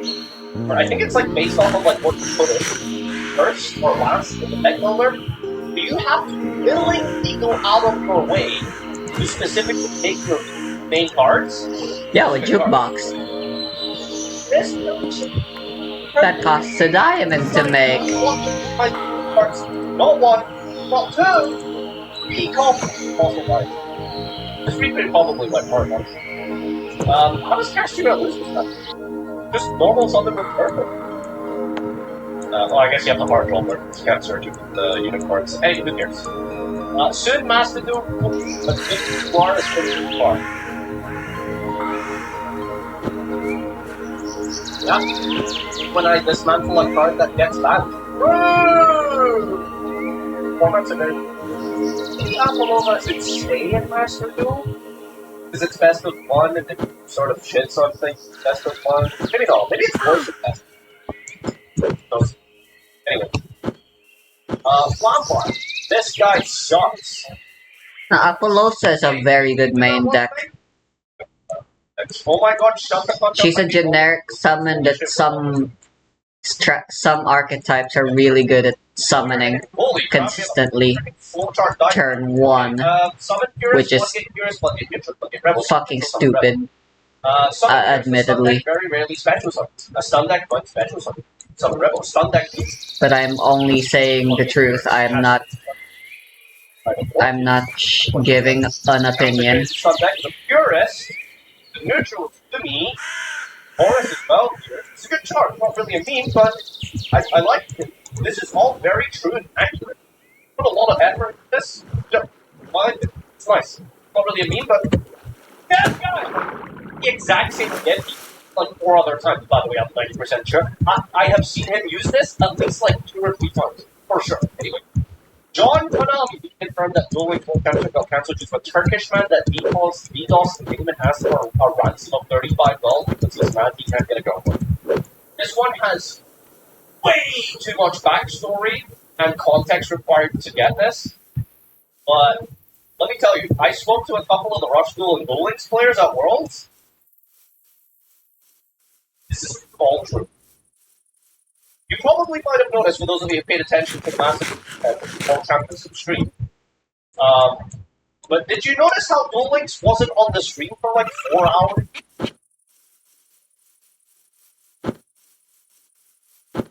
Bruh. Hacker. Turn. Anyway. Oh, a meme for ants. Let's go. A meme for ants.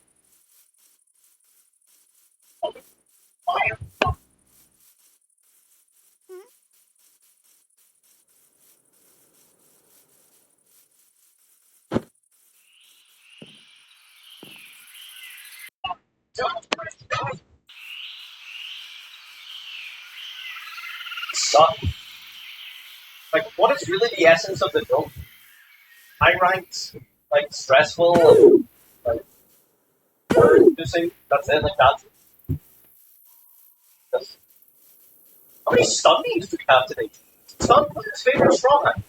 That thing sure is dumb. Oh, yeah? Well, what about this? That's also dumb. What? But he's supposed to be on the Snake Eye team, trademark. This wasn't supposed to happen. Stun or Snake Eye action. So, find the logic and brain of a stun player. It's every, like, they can't seem to understand that life is not quite violent. This can be true simultaneously.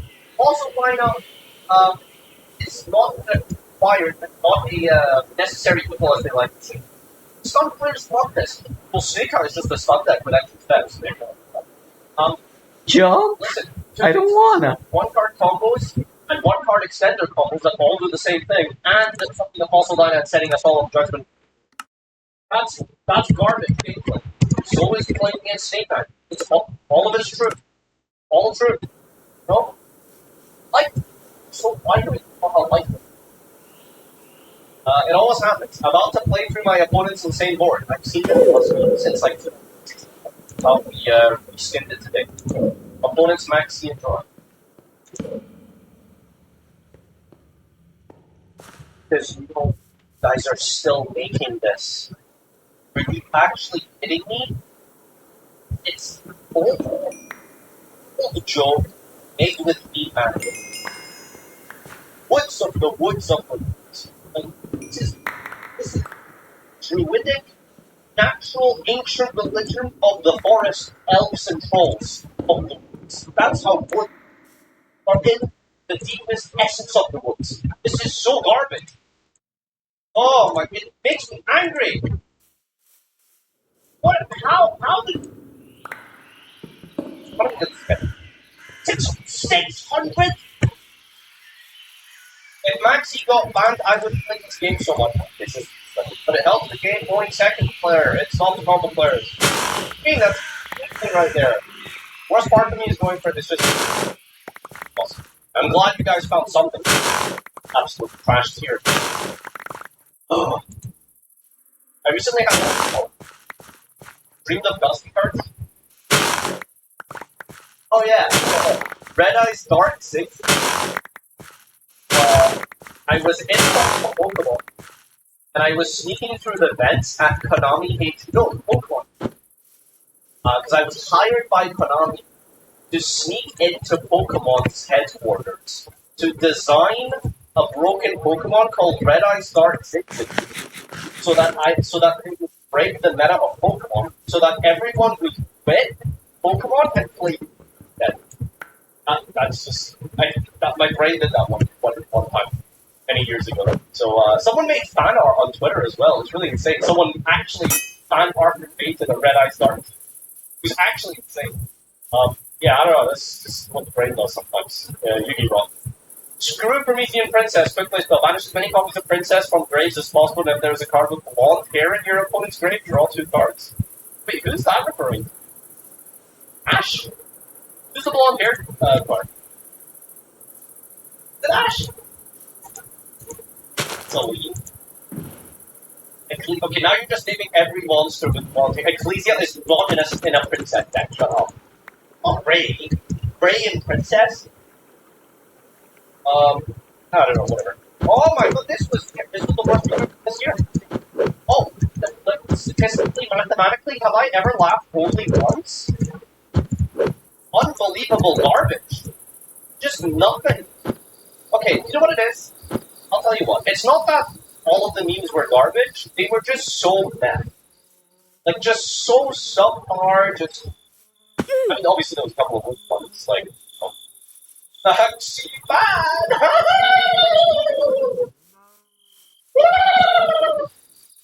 Like, for the most part, they're pretty terrible. Okay, yep. A sad state of affairs that a Turk holding a Rush Duel event hostage for $35 is funnier than that. Dude, honestly, that is... Maybe I'll ask the Rush Duel champion if he wants to go on the street and, like, tell the story. But, holy crap, that is an insane, like, thought. I'm sorry, Farpa, but I can't do spreadsheet for you. That's too far steps ahead. We don't have a whole day. Alright, give me the stats on this. Guy that concluded 7 weeks with me, I randomly stated the stat of last week's on the line that will probably be random. That was me 2 weeks ago. I like the idea. I like that every week someone else does it. Wow, you guys just gonna give up on it? Okay. Okay, week 2 of asking for a peg from Farpa. Oh! Is he saying what I think he's saying? Calling Cashier a spell deck is weird, but putting it in play generic floodgate category as well. If you ever seen a cash deck play floodgate in Master, then just know that player is bad at deck building.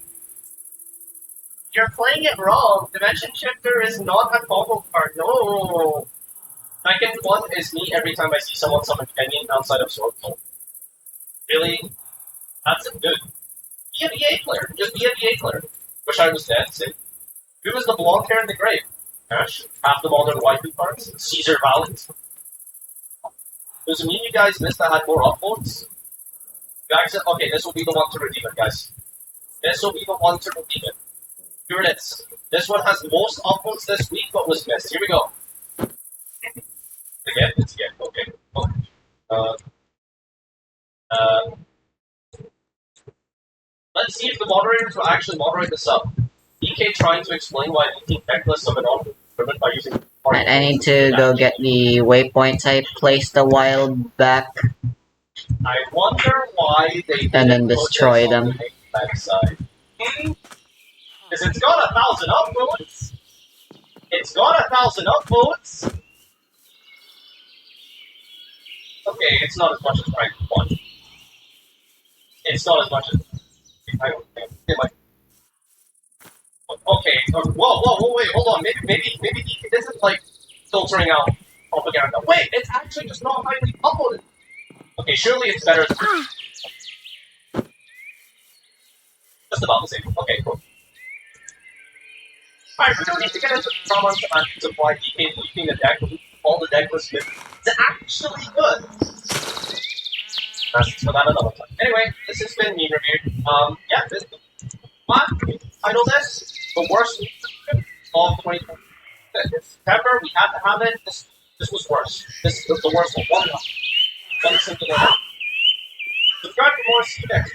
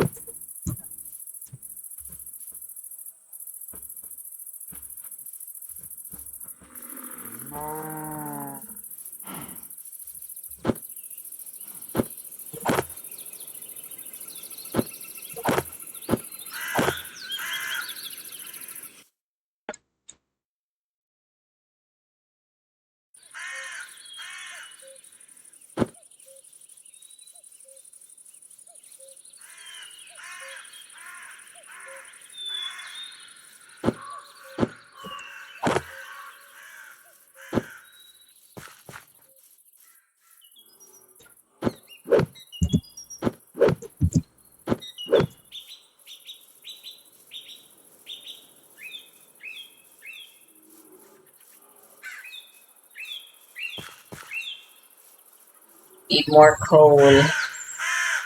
So alongside iron, we're gonna be getting shit ton of coal as well. May as well, these make for good enough fodder.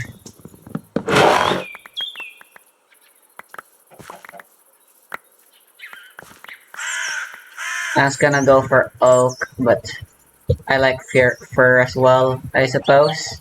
Also 69, nice. You'll love to see it.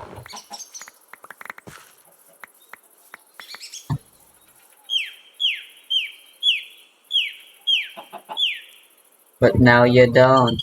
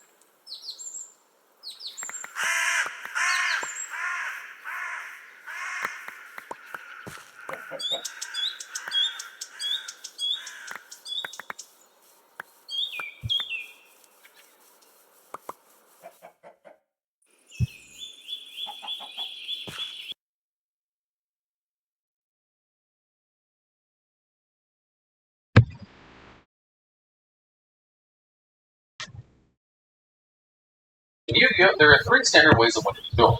Most common well known is reducing your opponent's life points to 0, the second being your opponent's surrendering, and the third being attacking. As well as games make win conditions, there's also a number of alternative win conditions caused by card effects that we're going to explore today, and discuss why they never took off and issues with alternative win conditions as a whole.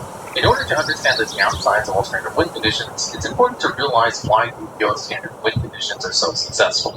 The main reason being that every deck in the game is capable of winning by at least one of these conditions. Reducing your opponent's life points to 0 is the most common way that you'll see it won, and you can do this either with effect or battle damage. Because most decks in the game use monsters in some capacity, either as combo tools or as interruption, it's likely your deck has ways to deal damage. But there are rare decks out there that don't play monsters. A ton of Mystic Mind strategies refuse to play monsters at all, and instead rely on battle damage as other options to win. One variant Mystic Mind uses called Revealed Man in order to gradually burn your opponent using effect damage, virtually achieving the same win condition as battle damage, just through a different means. But as a going second tool in a non-dedicated mind strategy, Mystic Mind's main win condition is deck out. A condition achieved where a player must draw without having cards in the deck. Assuming you go second, it's likely that your opponent has went through more cards in their deck. So, if you activate Mystic Mind and then point outage, you've essentially guaranteed you'll always have more cards in your deck, and you can just sit on that mind until your opponent runs out of cards in their deck. But you don't need a Mystic Mind to have a chance of winning by deck out, as during long and good games, one player is eventually going to run out of resources. And finally, the last normal win condition is when your opponent surrenders, something they can do at any point regardless of the game state, which is why a lot of match winners like Victory Dragon are pretty bad. What these three ways of winning have in common is that they're all easily achievable since the game has been built around at least one of these three conditions always being a possibility no matter the state of the game. If you have a monster in your deck, you're going to be able to threaten your opponent's life points with the battle phase. And because deck sizes are limited to a maximum of 60 cards, one player at some point is going to run out of cards in their deck.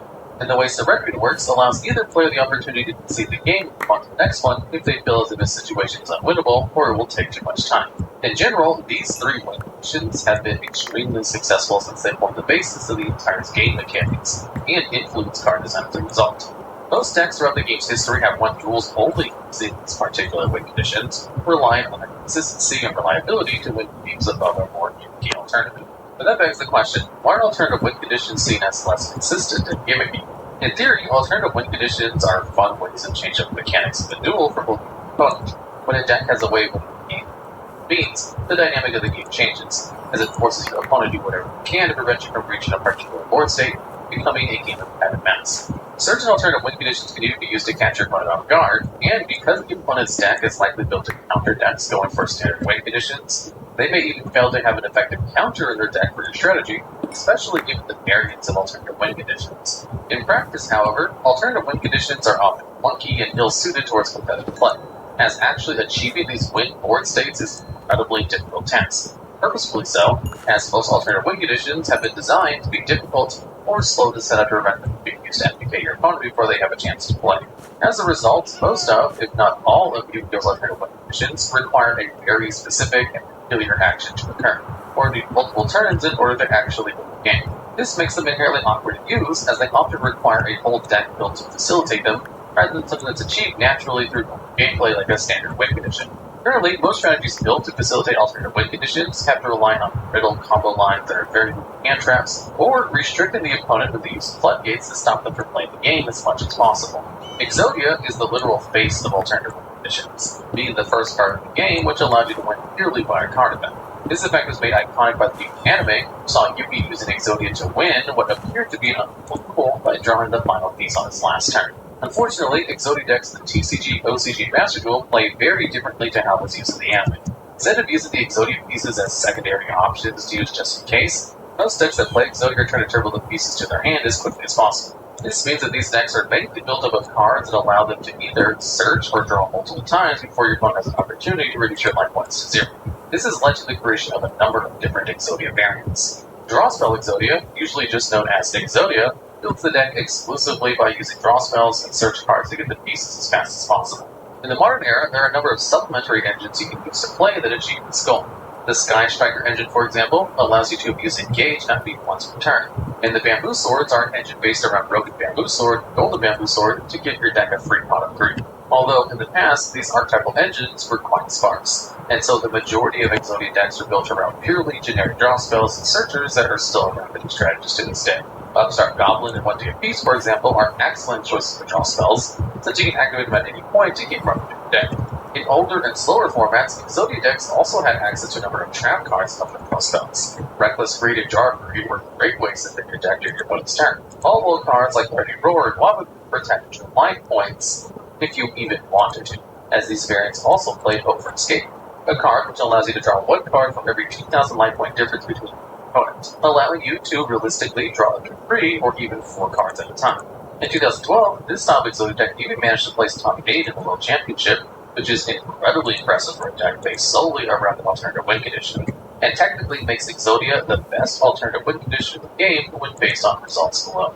This variant was fairly strong, especially for its era, as it was capable of playing around some of the best decks at the time, like Exectors, a deck that was extremely popular for its ability to wipe fields. And Exodia didn't need to commit a card to the field in order to win. And any card it did commit, like a trap card, would just be put face up if your opponent tried to destroy it, meaning that it saw competitive success specifically because of the way it changed how it worked and actually fulfilled its goal as an effective win condition.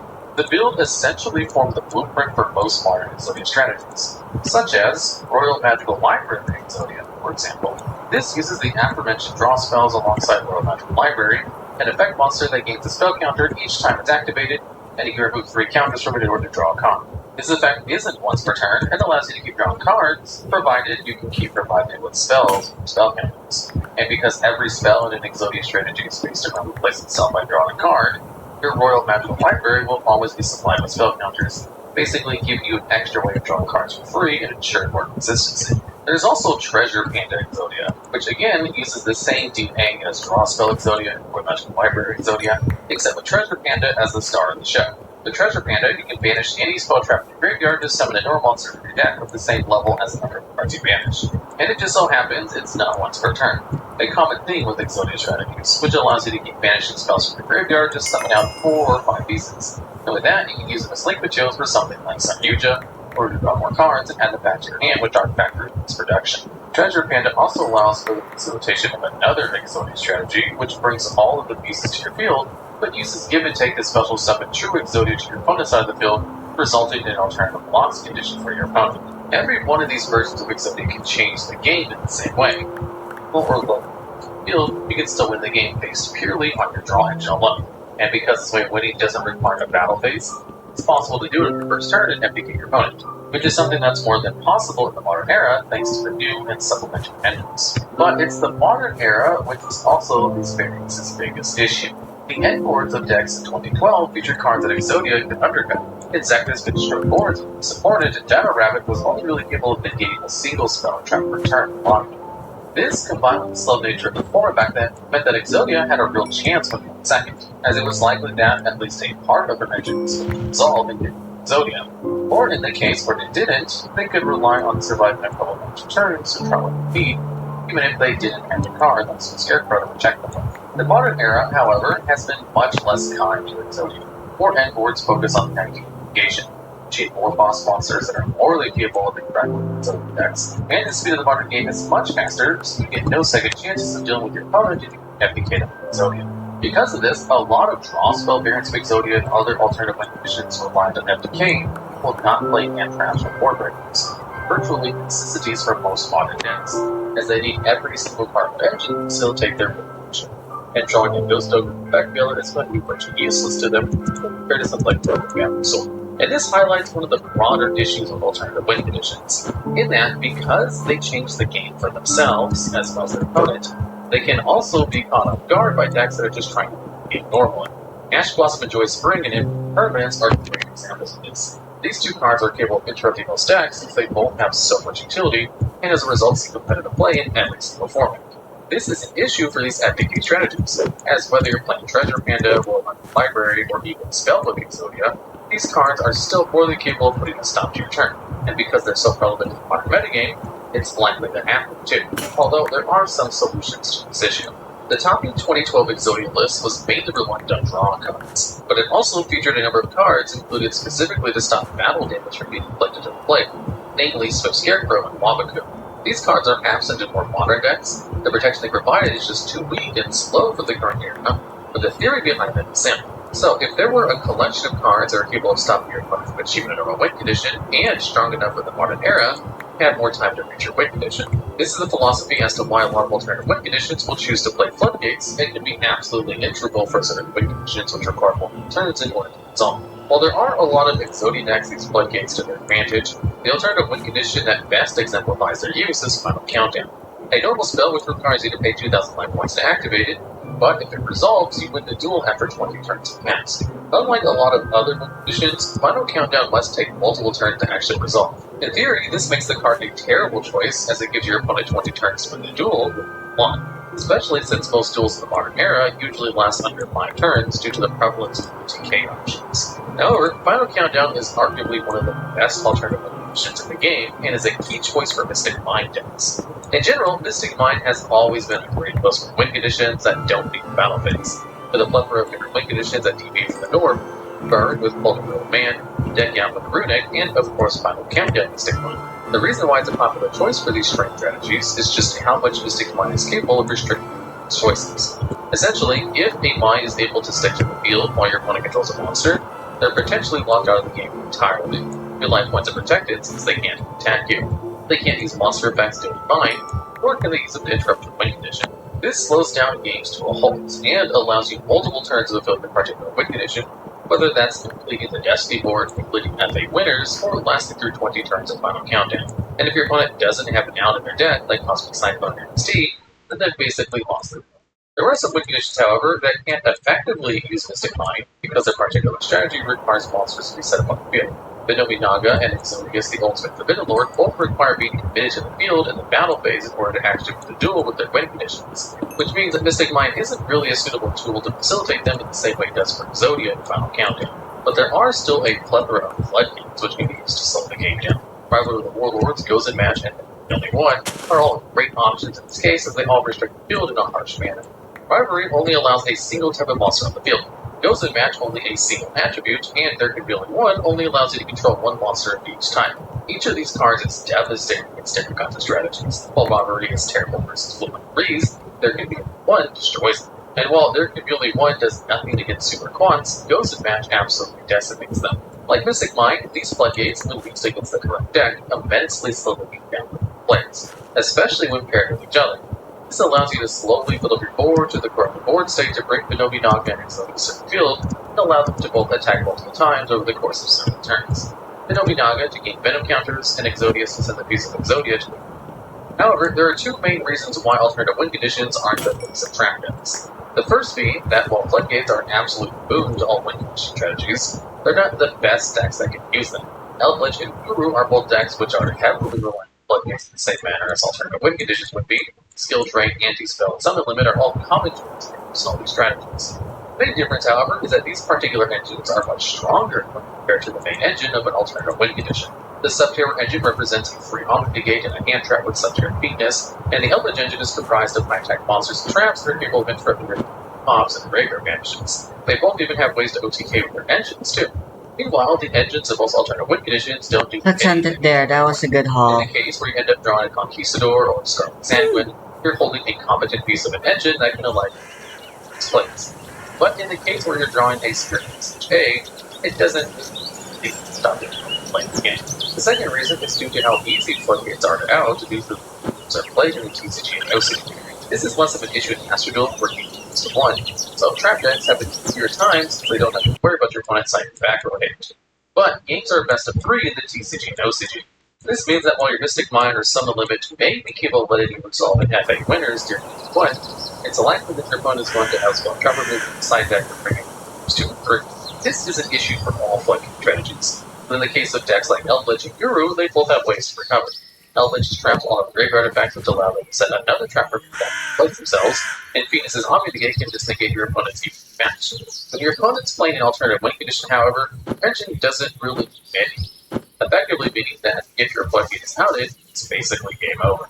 In essence, if you're using an alternative win condition as an engine instead of something else designed normally, it's likely you're just playing a worse deck. Final Countdown is a solid option for Mystic Mind decks, but because it takes 2,000 life points to activate it, it's explicitly worse than Pulver Command, which can win with its burn damage in half the amount of time. But as strange as it may sound, for a lot of people, winning isn't the main goal. This is because of how absurd some of the specifications for alternative conditions can be. We already discussed how hard it can be to get out 5 specific cards with your hand, or how hard it can be to last 20 turns, but even those conditions seem easy when compared to some of the more bizarre alternative conditions out there. These strange win conditions are almost universal, or it's terrible, but inspire certain duelists to try and win. This example of this is no doubt Flying Elephant, which which has the most unique condition out of any card in the game. In order to begin resolving the condition, the opponent needs to attempt to destroy Flying Elephant artifact turn. And for one time during your opponent's turn, Flying Elephant will protect itself from that distraction. Then, during the opponent's end phase, if Flying Elephant is still in the field, it must apply its effect which unlocks the final part of the condition, which basically states that during its turn, if Flying Elephant is to inflict damage with direct attack, while Exodia, Final Countdown, and even Destiny Board represent somewhat realistic ways of winning, Flying Elephant is on the opposite end of the spectrum.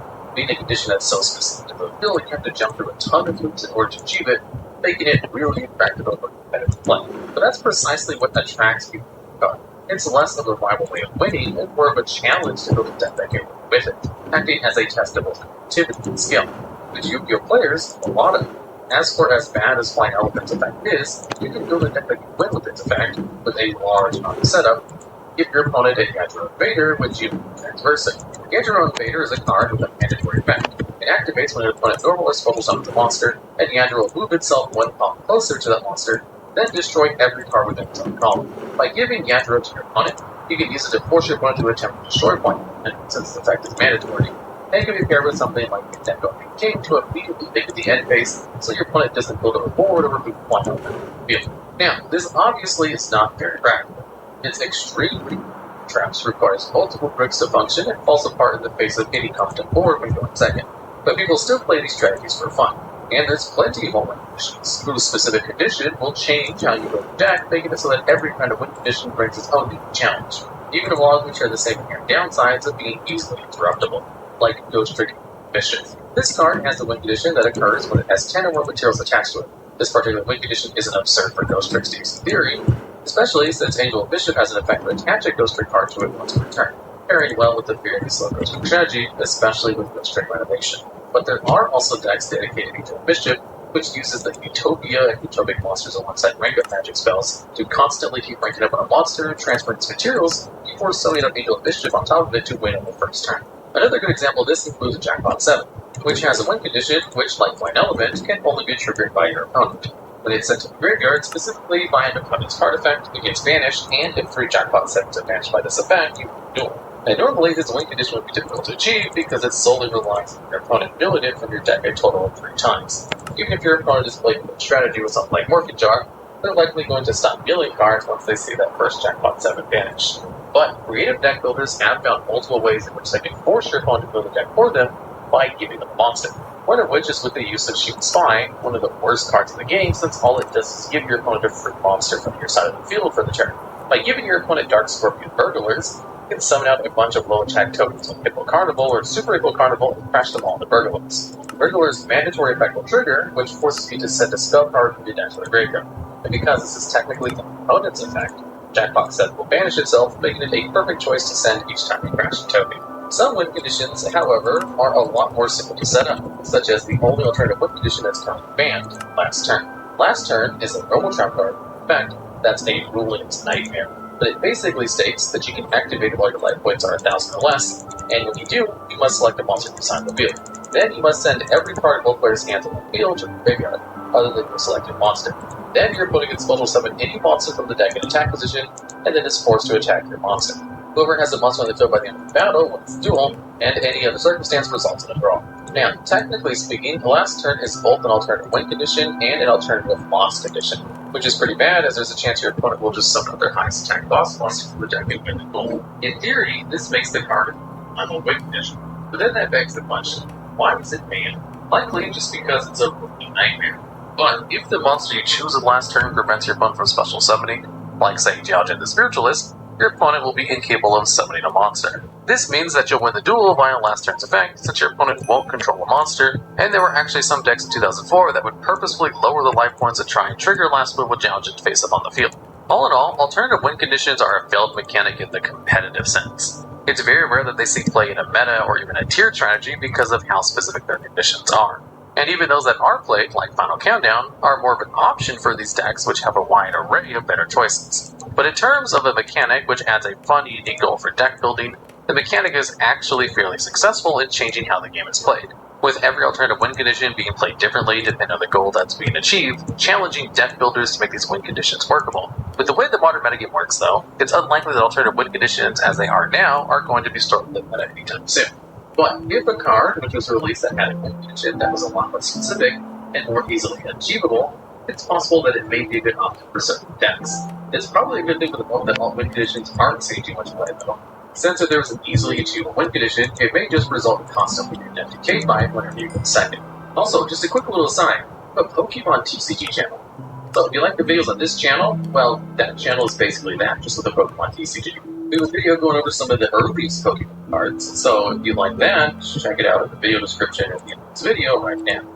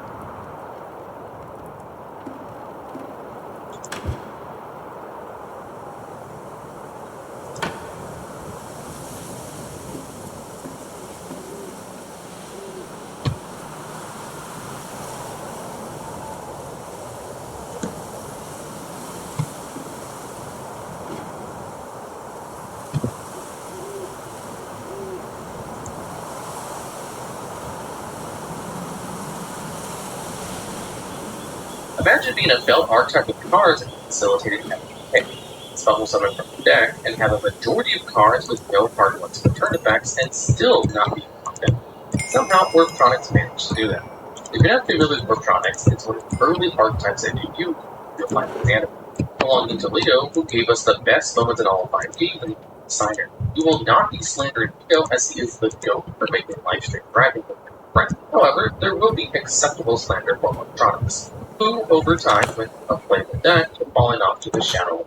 In today's video, you'll see why these morphing items flopped in the TCG. To be fair to anyone who's played Warptronics, the deck wasn't bad.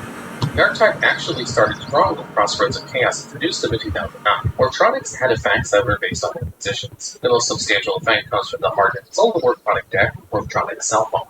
Though you wouldn't dial Cell Phone's number like the anime, You can still roll a die to activate it and have it set. When in attack mode, based on whatever number you landed on, you get the top cards of your deck equal to the number rolled and special summon one That was embarrassing. monster, summon conditions, and shuffle the rest back to your deck. Its defense position effect allows you to remove top cards of your deck based on the dice roll, but just to look at them and put them back in the same order. This effect was a song once per turn, so multiple Oh shit, I can't go to Isola Tower because I don't have any XP. defense made it a fantastic machine duplication target. Already, Morphtronic started out nicely, having a card like Cell Phone. Crossroad to Chaos also gave us 6 other Morphtronic monsters. Radion gave all Morphtronic monsters 800 attack for attack position, 1000 defense while defense position. Lock-in gained 500 attack for every Morph counter on it, and in defense position it gained Morph counters once per turn, and you tribute the card to burn your opponent for 1000 per Morph counter. Magnet could only attack the highest attack monster if it's on the field if your opponent controlled a face monster, and in defense position, this would be the only monster your opponent could attack. Datatron will let you tribute one monster to inflict 600 damage in attack mode and inflict 30 damage in defense mode. Boomboxen would be able to attack twice in attack mode and negate an attack target of Morphtronic monster in defense position once per turn. And finally, Cameron will let you special summon a level 4 lower Morphtronic monster to behind their graveyard if it's destroyed by battle attack position, and in defense position, your opponent couldn't target Morphtronic monsters with defense. Out of all of these cards, Cellphone, Boomboxen, Radion, Magnet, and Cameron would get their fair share of play, as the rest would either see a bit of play or none at all due to some of them having abysmal effects in certain positions. No sane person would allow a card like Clock-In to live on the field in defense mode and wait for their demise. They also get support in the small sub-archetype in Gadget Hauler and Gadget Grinder.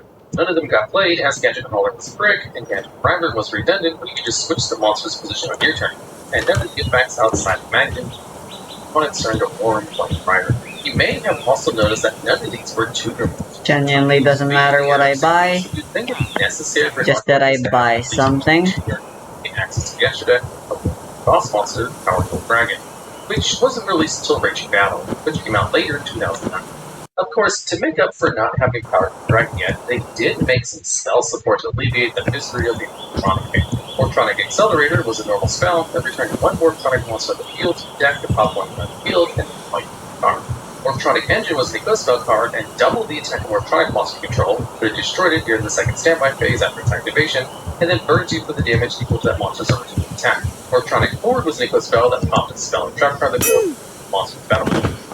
To round out the spells, Factory 100 Machines was a quick play spell that banished all Morphtronic monsters from the graveyard to give one machine-type monster 200 attack for each monster moved until the end phase. Accelerator ended up being the only good spell support in play Morphtronics. Drawing and popping any card of the field was all about the mid-game. Everything else was deemed unnecessary. I can't believe nobody wanted to play Factory 100 Machines, said Bill. To round off the last bit of Infantry support, Morph Transition and Morphtron and Monotron were trap support.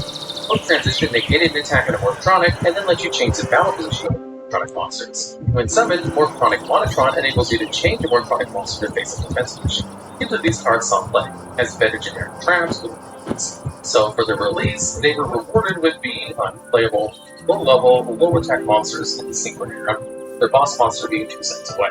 So there was potential for Morphtronics to cause havoc, just not at the moment. My first death is because I had hubris. I find that very fitting. In 2009, Konami released the Not Raging Battle 1713 Crisis. They gave Morphtronic a new power card and Morphtronic Warden. In attack position, it gave all of your Morphtronic monsters the ability to attack directly, and give your other Morphtronic protection from battle while in defense position. This card would be one of the cornerstones of the archetype. Board was a nuisance, has 2 of them in defense mode, which is when you can kill any monsters in battle, and when you're ready to attack, you can just attack with all of your monsters directly. Also combined with Cameraman, it made it not impossible to kill any Morphtronics, as Cameraman prevented Morphtronics from being targeted by effects. They even got more card removal with Morphtronic Sling-In. You tribute one of the Morphtronic in the field to pop one in the field with attack position. The pop got even sweeter with the Morphtronic Math Field spell. Whenever a Morphtronic's monster's position is changed, you can place a Morphtronic counter on it. All Morphtronic monsters get a 100 counter, and when it's destroyed, you'll get to special summon a Morphtronic from the graveyard. The bonus of playing this card was that you can destroy it too. You can benefit from some cards from the Stone Deck, 9, Factory, and completely effective monsters from the graveyard. We got 2 trap cards in Morphtronic Force Field and Morphtronic Mix-Up, but surprisingly, Mix-Up was the Force Field was a counter trap with spells and traps, and was situational because it required set spells to target monsters. Mix-Up only gets 2 Morphtronics in the field, just like 2 cards in one. Where the hell is everyone? card and choice with the selections. Crimson Crisis did give Wartronics a playstyle that won over. It wasn't without flaws, as it was still a deck without access to synchros, and the low attacks didn't make it easy to keep on quickly. Nonetheless, the deck had pieces lined up to make a strong stake in TCG. It only got better because after Crimson Crisis was released, all the Wartronic players only had one set left to get their cards in Raging Battle. Raging Battle was introduced to the TCG in May 2009, with all the Wartronic players seeking out the cover card, none other than this 2300 attack machine synchro lets you search out 3 spells from your deck, let your opponent randomly choose one, and then put the rest back into your deck. If it's destroyed, you can destroy the spell card instead. Powerful Dragon may be one of the most underrated synchros in the game. Having the ability to fetch spell card in the game is still effectively done. The plethora of Eco spells available in the game, this card has seen played regular decks such as games, OTKs, fetching cards like Main Power, Sand, Fossil, and Gone. This card has always been an underestimated standard in TCG. In 2009, mainly fetched Double Tool Cindy, whereas Double Tool and B is a Double Tool Cindy can be any level 4 electronic. On your turn, you can your monster 1010, and any monster affecting the attack target has created, whether it applies to or activates the battle phase. During your opponent's turn, you can only attack the monster using this card, and any monster that does battle with it will be destroyed and damage them. This wasn't the only card that would be Trump. Wartronic Repair Unit lets you send a Wartronic monster from your hand to the graveyard to special summon a Wartronic back to the graveyard with this card, but it can't change its battle position and it's destroyed by you're wondering, is the tutor finally showing up as tutors, Wartronic Moten and Wartronic Scopin came to the rescue. Moten allowed you to target Wartronic monster in the graveyard, banish it, then add one Wartronic and the same levels of damage card. In defense mode, you can send a Wartronic from your hand to the graveyard to add a Wartronic with the same level of the graveyard to your hand. Scopin was just as cool, allowing you to summon a level 4 Wartronic monster from your hand but destroy it in the end phase. And in defense mode, its level would go 4. Ability to recover, search, and special summon from the hand. Sounds too good to be true? Well, the rich kept richer. Spell that would special summon one level 4 Wartronic monster from the graveyard but destroyed it in turn. They were also all soft turn. Each could activate multiple copies of the Bible. Facts as often as you like, as long as you have the pieces. Wartronic Vidion rounded up monsters, meaning 50 with attack mode, or entered defense break with part of defense mode. Wartronic Bind was the only capture Wartronics effect that prevented your opponent's level 4 and monsters from attacking battle positions, as long as you had a Wartronic monster. Wet deck wouldn't take in a built-in gravity bind as you set up waves that finish off the opponent. Wartronics indeed handed off searchers, a boss monsters, with OTK, spell trap support, ways to scam the monsters from the graveyard, Machine Dupe, 1-for-1 target with Cell Fog, Loader, Google to see its fate. A monster lets you hit your friend directly by simply slapping the field while you slap your opponent. Drag on the field with Double Tool 6D, Mage Power, and Stand equipment. This brings us back to the video. How does a deck with this much support fail? Well, clunkiness didn't do the decking. Having a search that depended on a Lemon. It doesn't scream consistency, especially rolling a 1 and whipping with just end your turn. The deck lived and died in self-fun. If no deck can have longevity, search power is left in the hands of dice and RNG. Promotion could be used, but required to target the graveyard to search. On top of search power being iffy, your deck things battlements. Cards like Hammer-On to stop traps, like Cyclops Armor and Dimension Prison, to equip stop cards like Super Force or Well Oppression, and Rampant. Even with Accelerator's removal, you'd have to send Wartronic monster to put back into your deck's costs, which chipped away at chances of establishing the board. This basically summed up the pain of playing Wartronics. Many cards were hampered by gameplay. Not great when the meta back in 2009 was Black Wings, Light Swords, and Little Paladin, so Wartronics were cast off to casual play. Unfortunately, this archetype would begin its slump into obscurity. By the time Ancient Prophecy came around, more decks got stronger. Ancient Fairy Dragon was released, X-Sabers came to the TCG, and Light Swords and Black Wings weren't showing any signs of slowing down. However, Konami still didn't ignore Wartronics, and rewarded hungry Wartronic players with a magnet bar upgrade. That said your monsters can attack when this card was in defense mode. Who knew that the key to is to give an archetype that needs to spam the board and attack a card that won't let you attack? Newsflash, it's not. The attack mode effect also only gave an attack equal to my attack of 2 of the monsters in your side of the board. But you'd only get it if you have exactly 2 of the monsters. This magnet attracted the wrong attention to the archetype. as it looked like Wartronics wouldn't be any deck in the format anytime soon. Also, the ban list would indirectly hit Wartronics by taking 1-for-1 down the front, making it harder to get to the heart and soul of the deck itself. It wouldn't be until Shining Darkness that they'd get more support. Wartronic Vacuum was a level 1 monster, where once per turn attack mode, send a 1 equip spell equipped with part of the graveyard to inflict minor damage to your opponent. In defense mode, you can equip 1 face-up attack as a monster that controls to this card. Wartronic Scramble is a trap card that activated with your effective attack when you control no monsters. The attack is negated, and you can special summon Wartronic again. Vacuum was a decent 1-0, as taking the opponent's monster off the field in any form that was destruction was sometimes more effective. This didn't boost Wartronics up in any way, unfortunately. The deck suffered a power creep due to the meta decks being way quicker than threats, and the archetype would just establish better bullets. Wartronics always needed to go second didn't help either. Having to play through a format involving compression isn't fun for any deck that is a combo reliant and all Extreme Victory did bring out 3 new support cards. Lightstream Dragon was a level 8 dragon synchro monster with 20 attack and 21 defense, and needed 1 tuner and 1 power to a dragon to make. Synchro Summon, you can make your life points 4,000. Take no effect damage due to its effect, and if it would be destroyed, you can banish the equip card instead. You can read this card and click in dust and pull. Effect damage was rare outside of Parliament, and offered little to nothing except possible recovery. So it's more than likely the game is over and you can sell this card. The tuner and non-tuner introduced it and had to spark you. I didn't mean to. The attack mode, any effect damage you was instead click on. Defense mode was destroyed by battle, taking battle damage per turn. Wartronic Stapling was level 4. In attack mode, your opponent can only trigger Stapling attacks, and when it's destroyed by battle, the attacking force that destroyed it loses 3 attack. Defense mode would prevent it from being destroyed by battle. If it would be attacked, you can select one of your opponent's attackers and monsters to defense position, change Stapling to attack.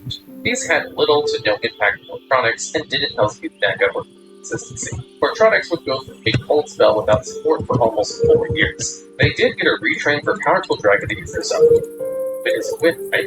Premium Gold in 2014 gave us Power Tool Mega Dragon. It had the same stance as the original, but the effect draws a card whenever cards equipped to a card. Then its quick effect will let you choose an appropriate card of the equivalent equipped to this card. It was something. Power Tool Mega Dragon seemed like even. There were just simply better level 7 synchros to choose from that would benefit Wartronics, if not every other deck that gave level 7s. At this point, everyone thought that Wartronics was done as that it was time to retire the deck, especially when Yu-Gi-Oh! Started to move on into the Xyz era. Even when the Pendulum era began to start, there was no sighting of Wartronics and no chance for it to keep up with the archetypes. There would be a little chatter for when cards came out in Secrets of Eternity, introducing Wartronics Smartphone. It's cell phone, but with 5G and a better camera. All jokes aside, it could be normal summoner set, it could only be spelled sub by removing graveyard. It had the same requirements to search a cell phone, but it would do it activating cards on top of your deck based on the die roll, and then hand one to your party in your hand while they're connected to your deck and shuffle. Defense mode also enables you to activate the top cards of your deck based on the die roll, and then return them to the top or I should go all of this up to one of those islands turns. So now, with another search in the deck, sky. Wartronic was back in business, or so thought. Wartronics now had another problem to deal with meta.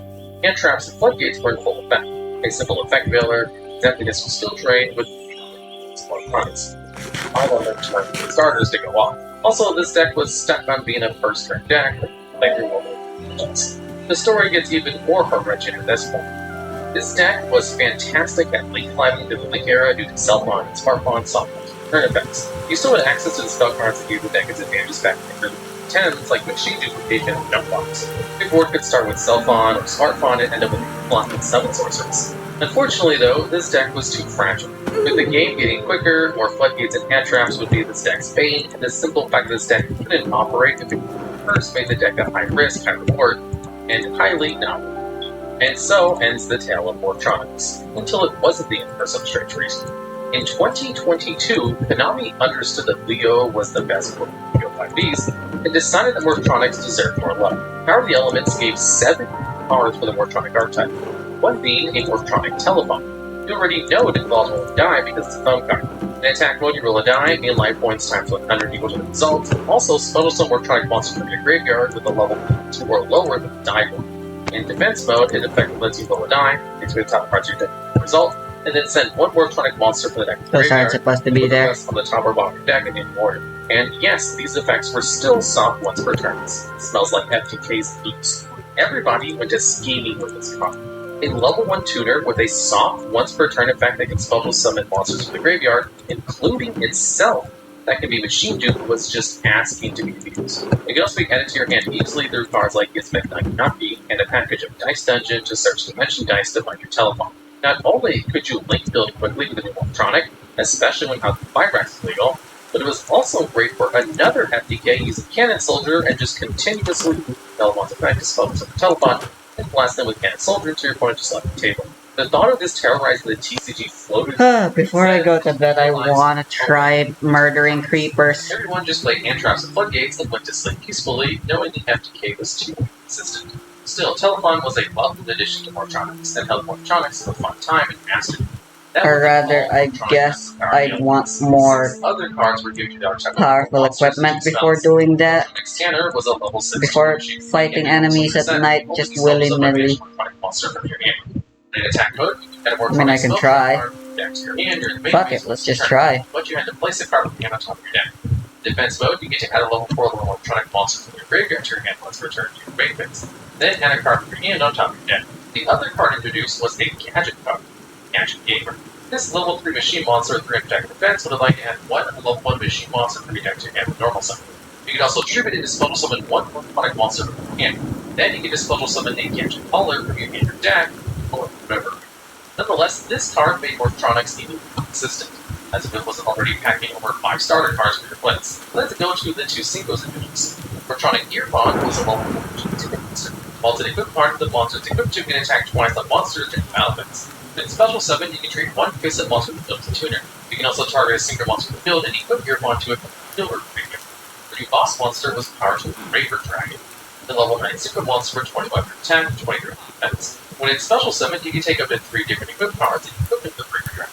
It also had a equipment bank that allowed you to send one of its equipped cards to the graveyard to select one effect punch opponent controls, either change its battle position or negate its defense. Of course, being an art that benefits from spells, it wouldn't make sense to not card to card type as well. Life Extreme was the new equipped card for Power Tool. It can only be equipped to an Earth Synchro monster. When it battles one of its monster, that monster will lose 50 attack during damage calculations. When a monster's battle position is changed, you can pop one card from the field. With this card, the spell trap is sent to the graveyard, you contribute a powerful synchro monster. Holy crap, what the hell? The extra deck, the summoning being treated as a synchro summon. To make searching even more impressive in Mortronics, Mortronic Converter was a spell I like machine monster and activate one of its 2 effects. the thunders In the attack position, special summon Mortronic monster from your deck. quite a lot. And select the target. Then put the target monster on top of the deck. Defense position, change the monster attack position, and special summon a level 4 It's so atmospheric and scary. Mortronic was back in business, but mainly in Master. Though the support established its deck with starters, combo pieces, and an Omni to get monsters with Raver Dragon, it still has issues with floodgates and traps. To make things even more tragic, the trap just wasn't looking to survive. Power of the Elements didn't just introduce Mortronic Savior card, but a Tier 0 archetype you've heard of called Tier Limits. Tier Limits are one of, if not the most consistent decades history. Starters, right on arm, barely, simply using instant fusion for the deck gained even more steam when the Ishizu cards came out shortly after. These fairy monsters had the effects of being graveyard by either milling cards from the deck to the graveyard, or returning cards from the graveyard back to the deck. Combine this package with playing cards like Garland Flight or Herald, and you have a sub-package that boosted the consistency of Tier Limits even more and made playing Mortronics miserable. The telephone would activate a special summon monster from the graveyard. A simple activation of Dora can end your turn by pulling its monsters needed back into your deck. To make it even more hilariously bad, every deck had to find ways to deal with limits, which led to more hand traps being played now than ever. What still happens to the Mortronics weakness? If you set hand traps and floodgates, must be an Dimension Shifter was the main hand traps that made Mortronics into bad. By discarding it with no traps in your graveyard, cards sent to the graveyard disengaged instead, until the end of the turn. By itself, this card solos Oh shit. So, it wasn't as if Mortronics weren't unplayable due to mechanics. It just had a meta and wasn't to go. No blows for the Yu-Gi-Oh bones and some items, but there was one more support for products. Revolution Synchro was introduced in its Nexus. This level 3 machine should be used for enhanced synth material for making a power tool level 7 or 8 Dragon Synchro monster to return. Send the top card deck graveyard. This is also something from Yo, naturally generating. powerful support, right? Well, tell that to the community use the second one, local card. Giving a tuner the effective use synchro trophy and made it splashable almost every deck. It even helps the ABC or simply every character. Wavered, ancient fairy dragon, so ABC monster on foot. Popping your hanger for a Ethereum Coliseum, then fetching Regulus off of that search, and then playing the Regulus. Did I mention this is just your fourth summon? You can dip your useless. Then feel free to get Revolution Synchron back from the graveyard and use it in Dragon to make Crystal Win. Don't worry, I didn't forget this video, I promise. The community forgot this part, and found this card to be better than this one. This card ended up seeing more Medium and Synchron promise. So let's get to the It's hard to say this deck was a failure in its cards. Most of them were amazing starters with solid tournaments. You'd say it might be due. Most of the starters have effects with solid dice rolls and RNG. It also made it hard to attacks that you needed to play as much as possible to get the most starters. Biggest killer method seemed to be whenever it's working. At the time they started getting cards like Smart One and Telephone Build, Permanent Smash Blossom, Bureau, their 51, perhaps floodgates for too much with it, as well as the decks in the meta were powerful and less fragile with Electronics to execute combos to set performance. Electronics makes this a little bit in its future, as it is a superb combo deck.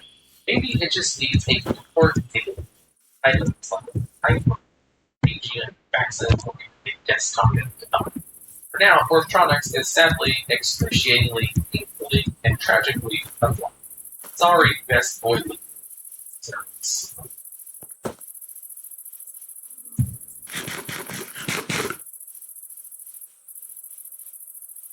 Dang it, where are all the creepers?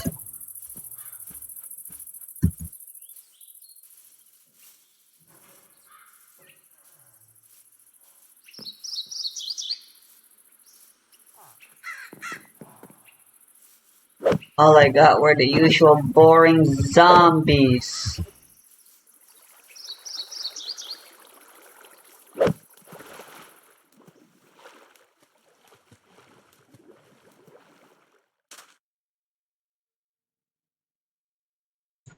With drops that aren't worth jack diddly. Huh. A camper died here despite the fact that they were right next to a village.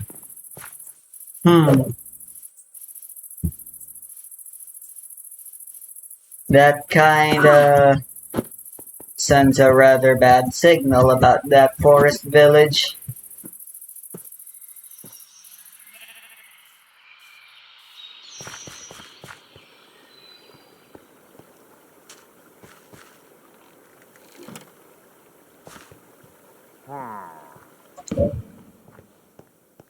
Nope.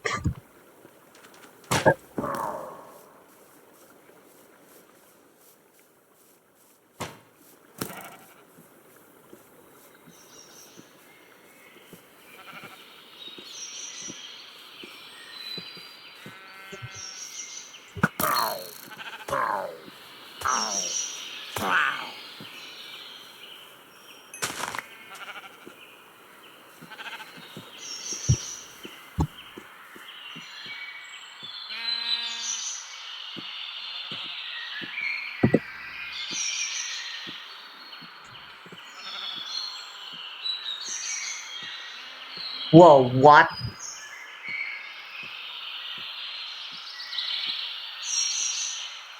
Okay, so the gun mod gave us a crafting recipe for gunpowder.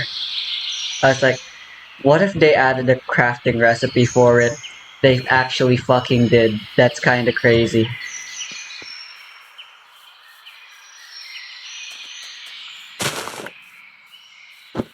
Alright, time to cook up some wood, I guess.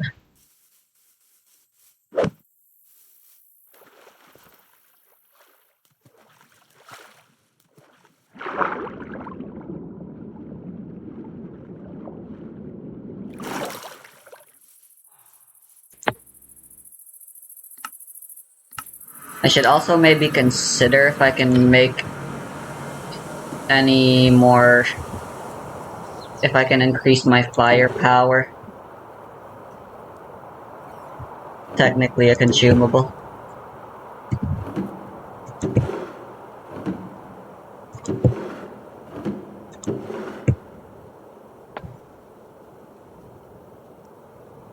I really need a more proper base. I was supposed to grab a bunch of whatever.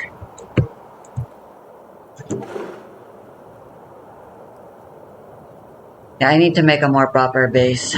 I believe that'll be my next goal before upgrading my armor and stuff any further.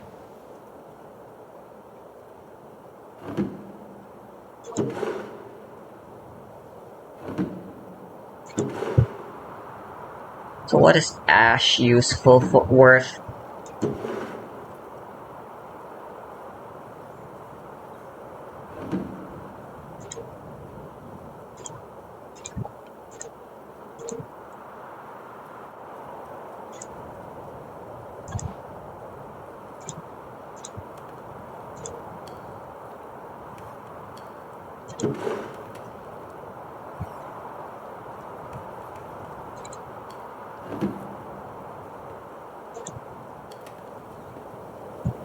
It is not sweltering, it's just my oven.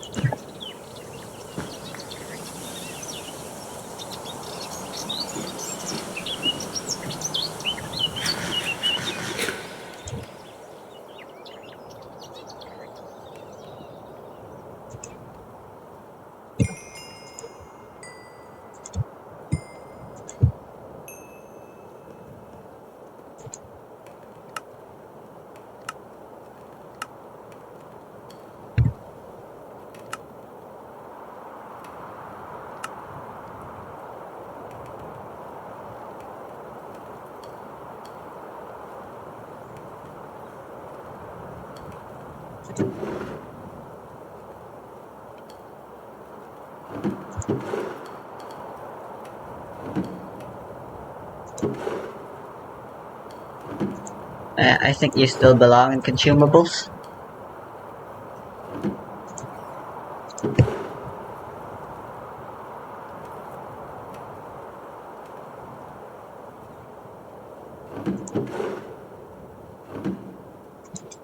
Right.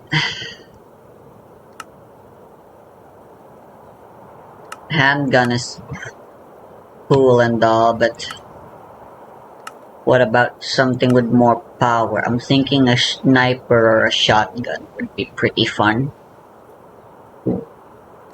Okay then, the snipers are expensive.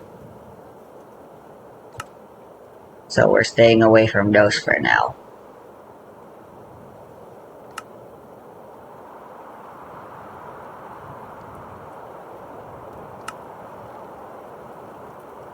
Lapis lazuli. Strange choice, but alright.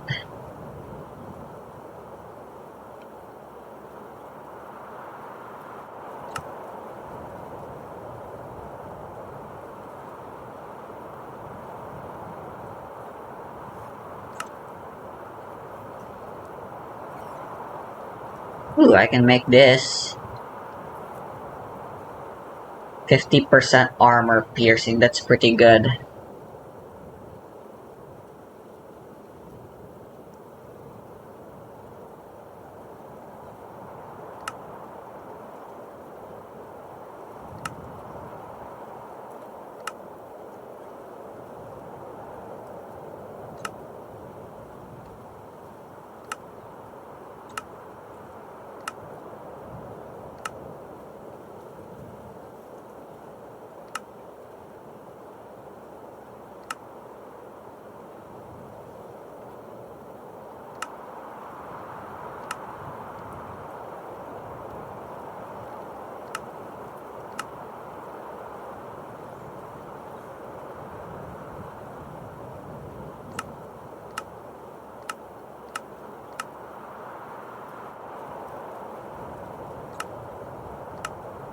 These are really the only shotguns available.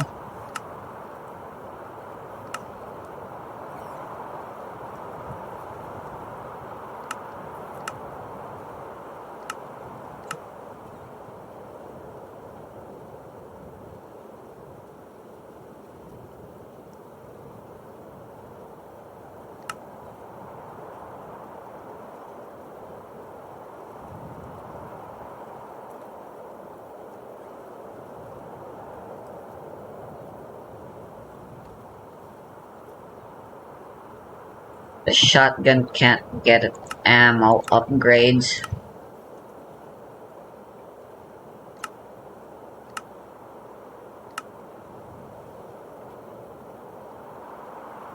Ooh, yeah, red dot. Classic.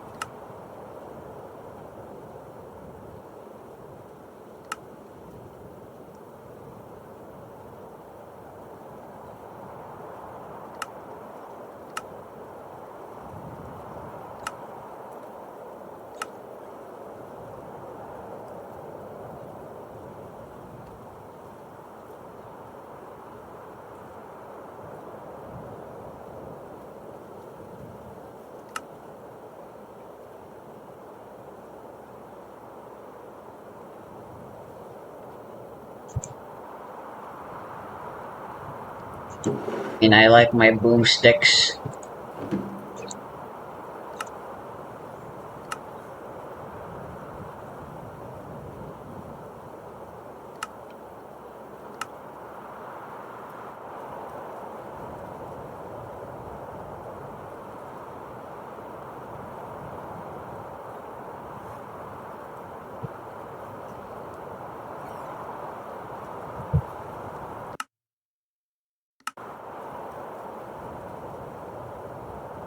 Is this really the list of all available guns?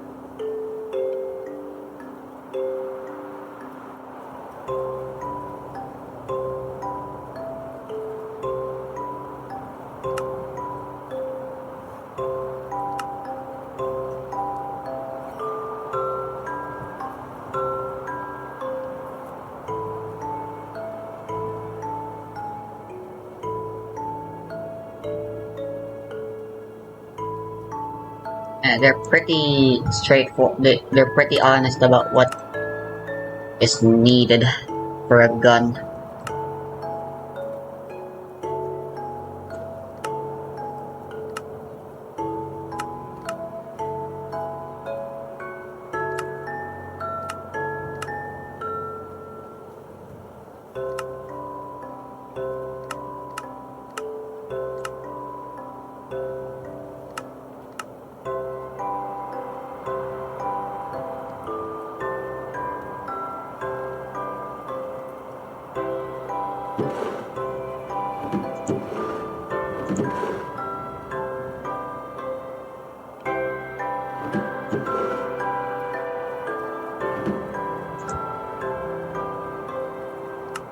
You can't enchant, but I guess these technically count.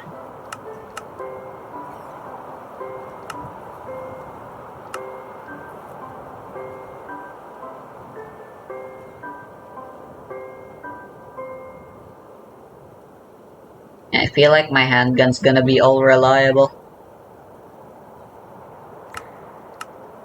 So this would make a lot of sense.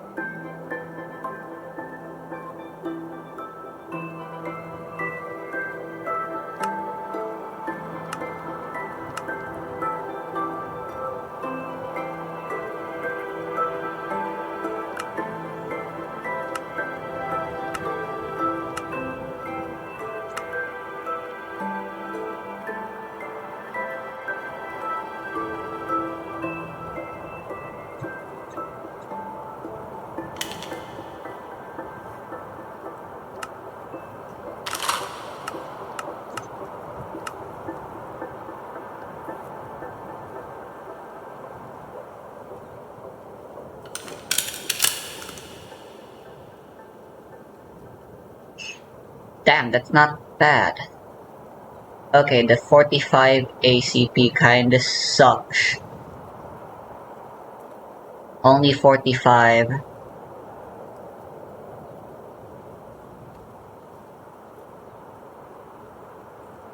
Which I don't think is a good return on investment.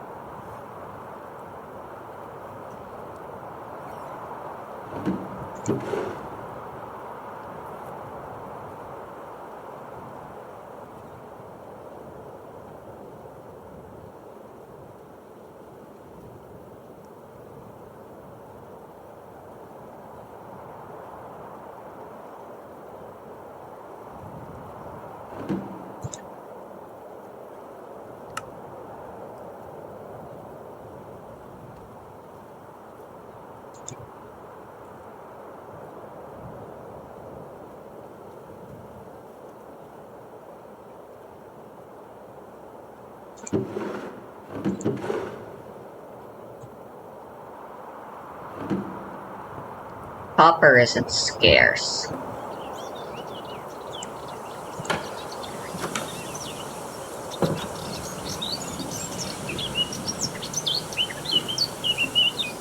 Fuck it, I'm sleeping at 2 a.m.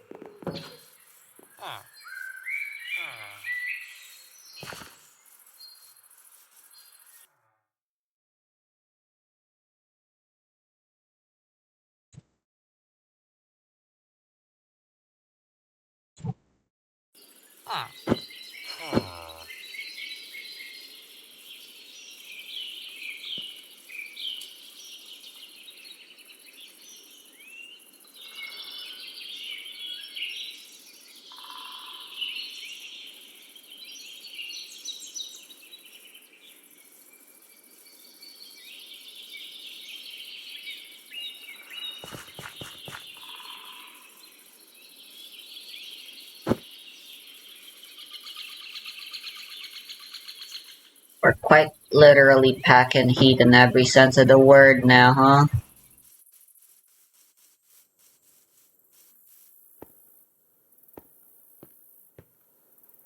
The hell is this?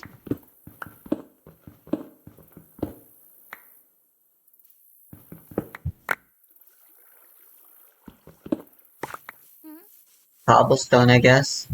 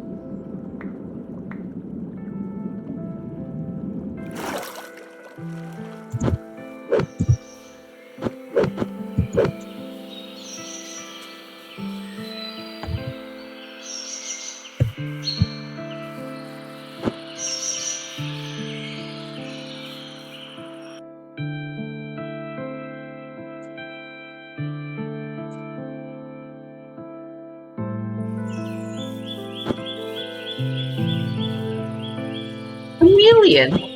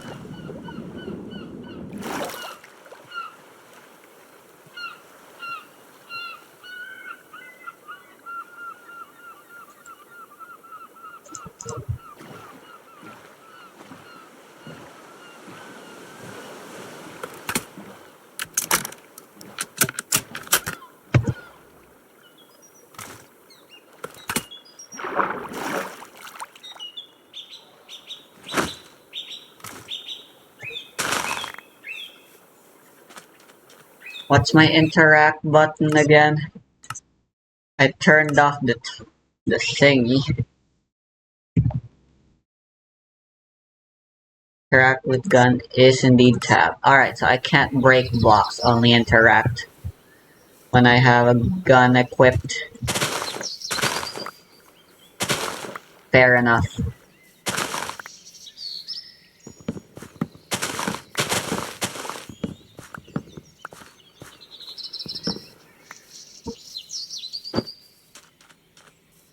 I guess a crafting recipe for gunpowder is a nice quality of life thing.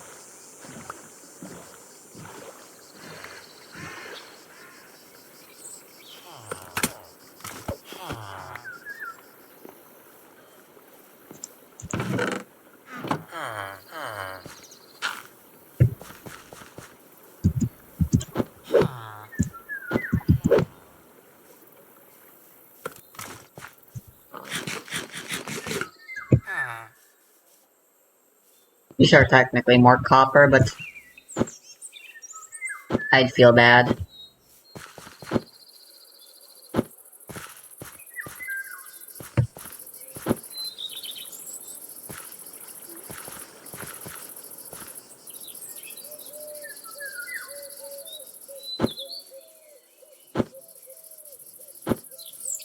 Oh, right, I can just teleport. I'm gonna teleport.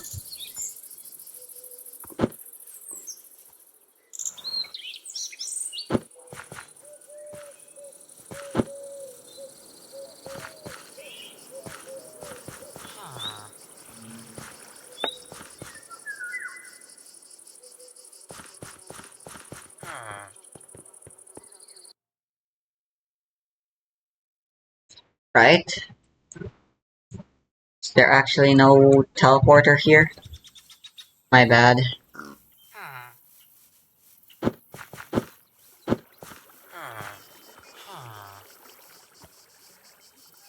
Let's try taming a horse. Forgot I have a saddle.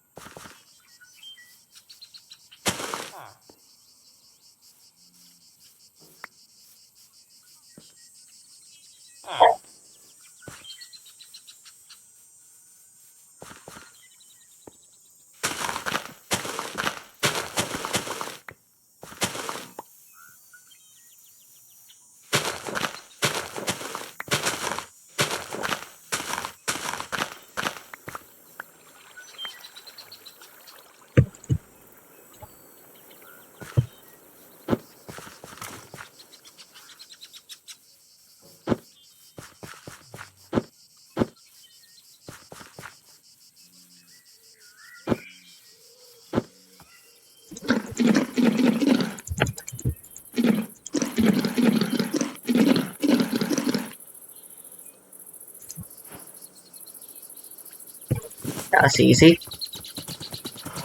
Wow. This guy's very fragile. Hey, the speed is pretty good.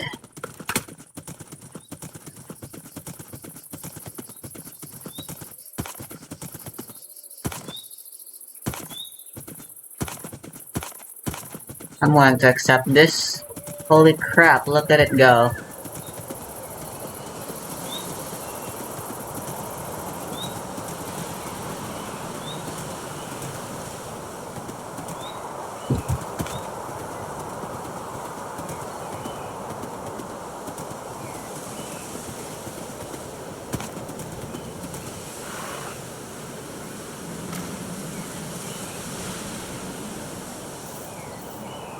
I don't have anywhere to place the guy though.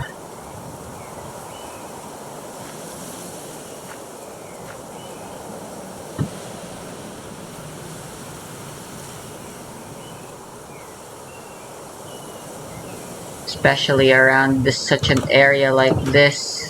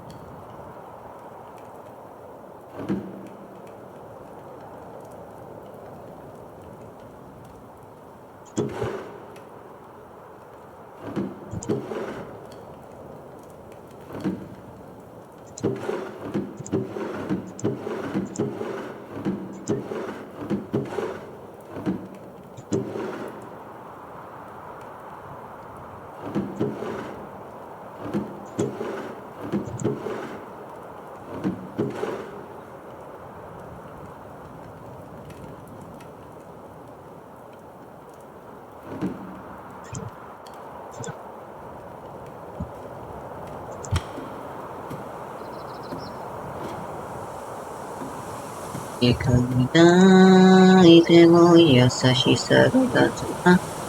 あなたのだけど僕が気分 Save this game, Mr. A あいいね取り出してこと思い出してたら運動かねてるポンポン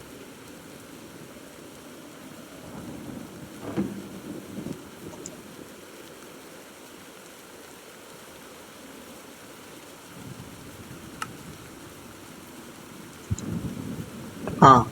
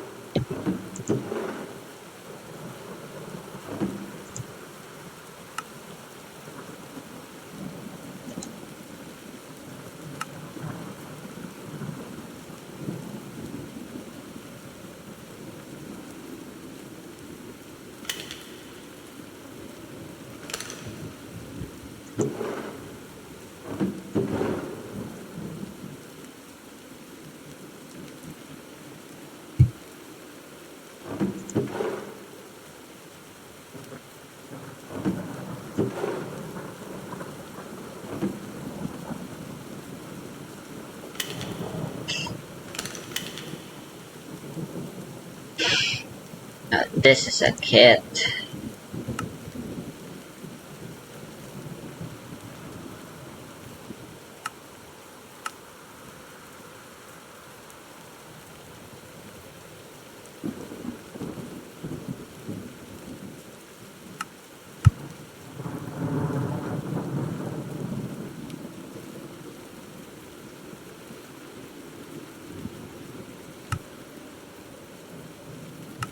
Is there anything we can use to increase fire power?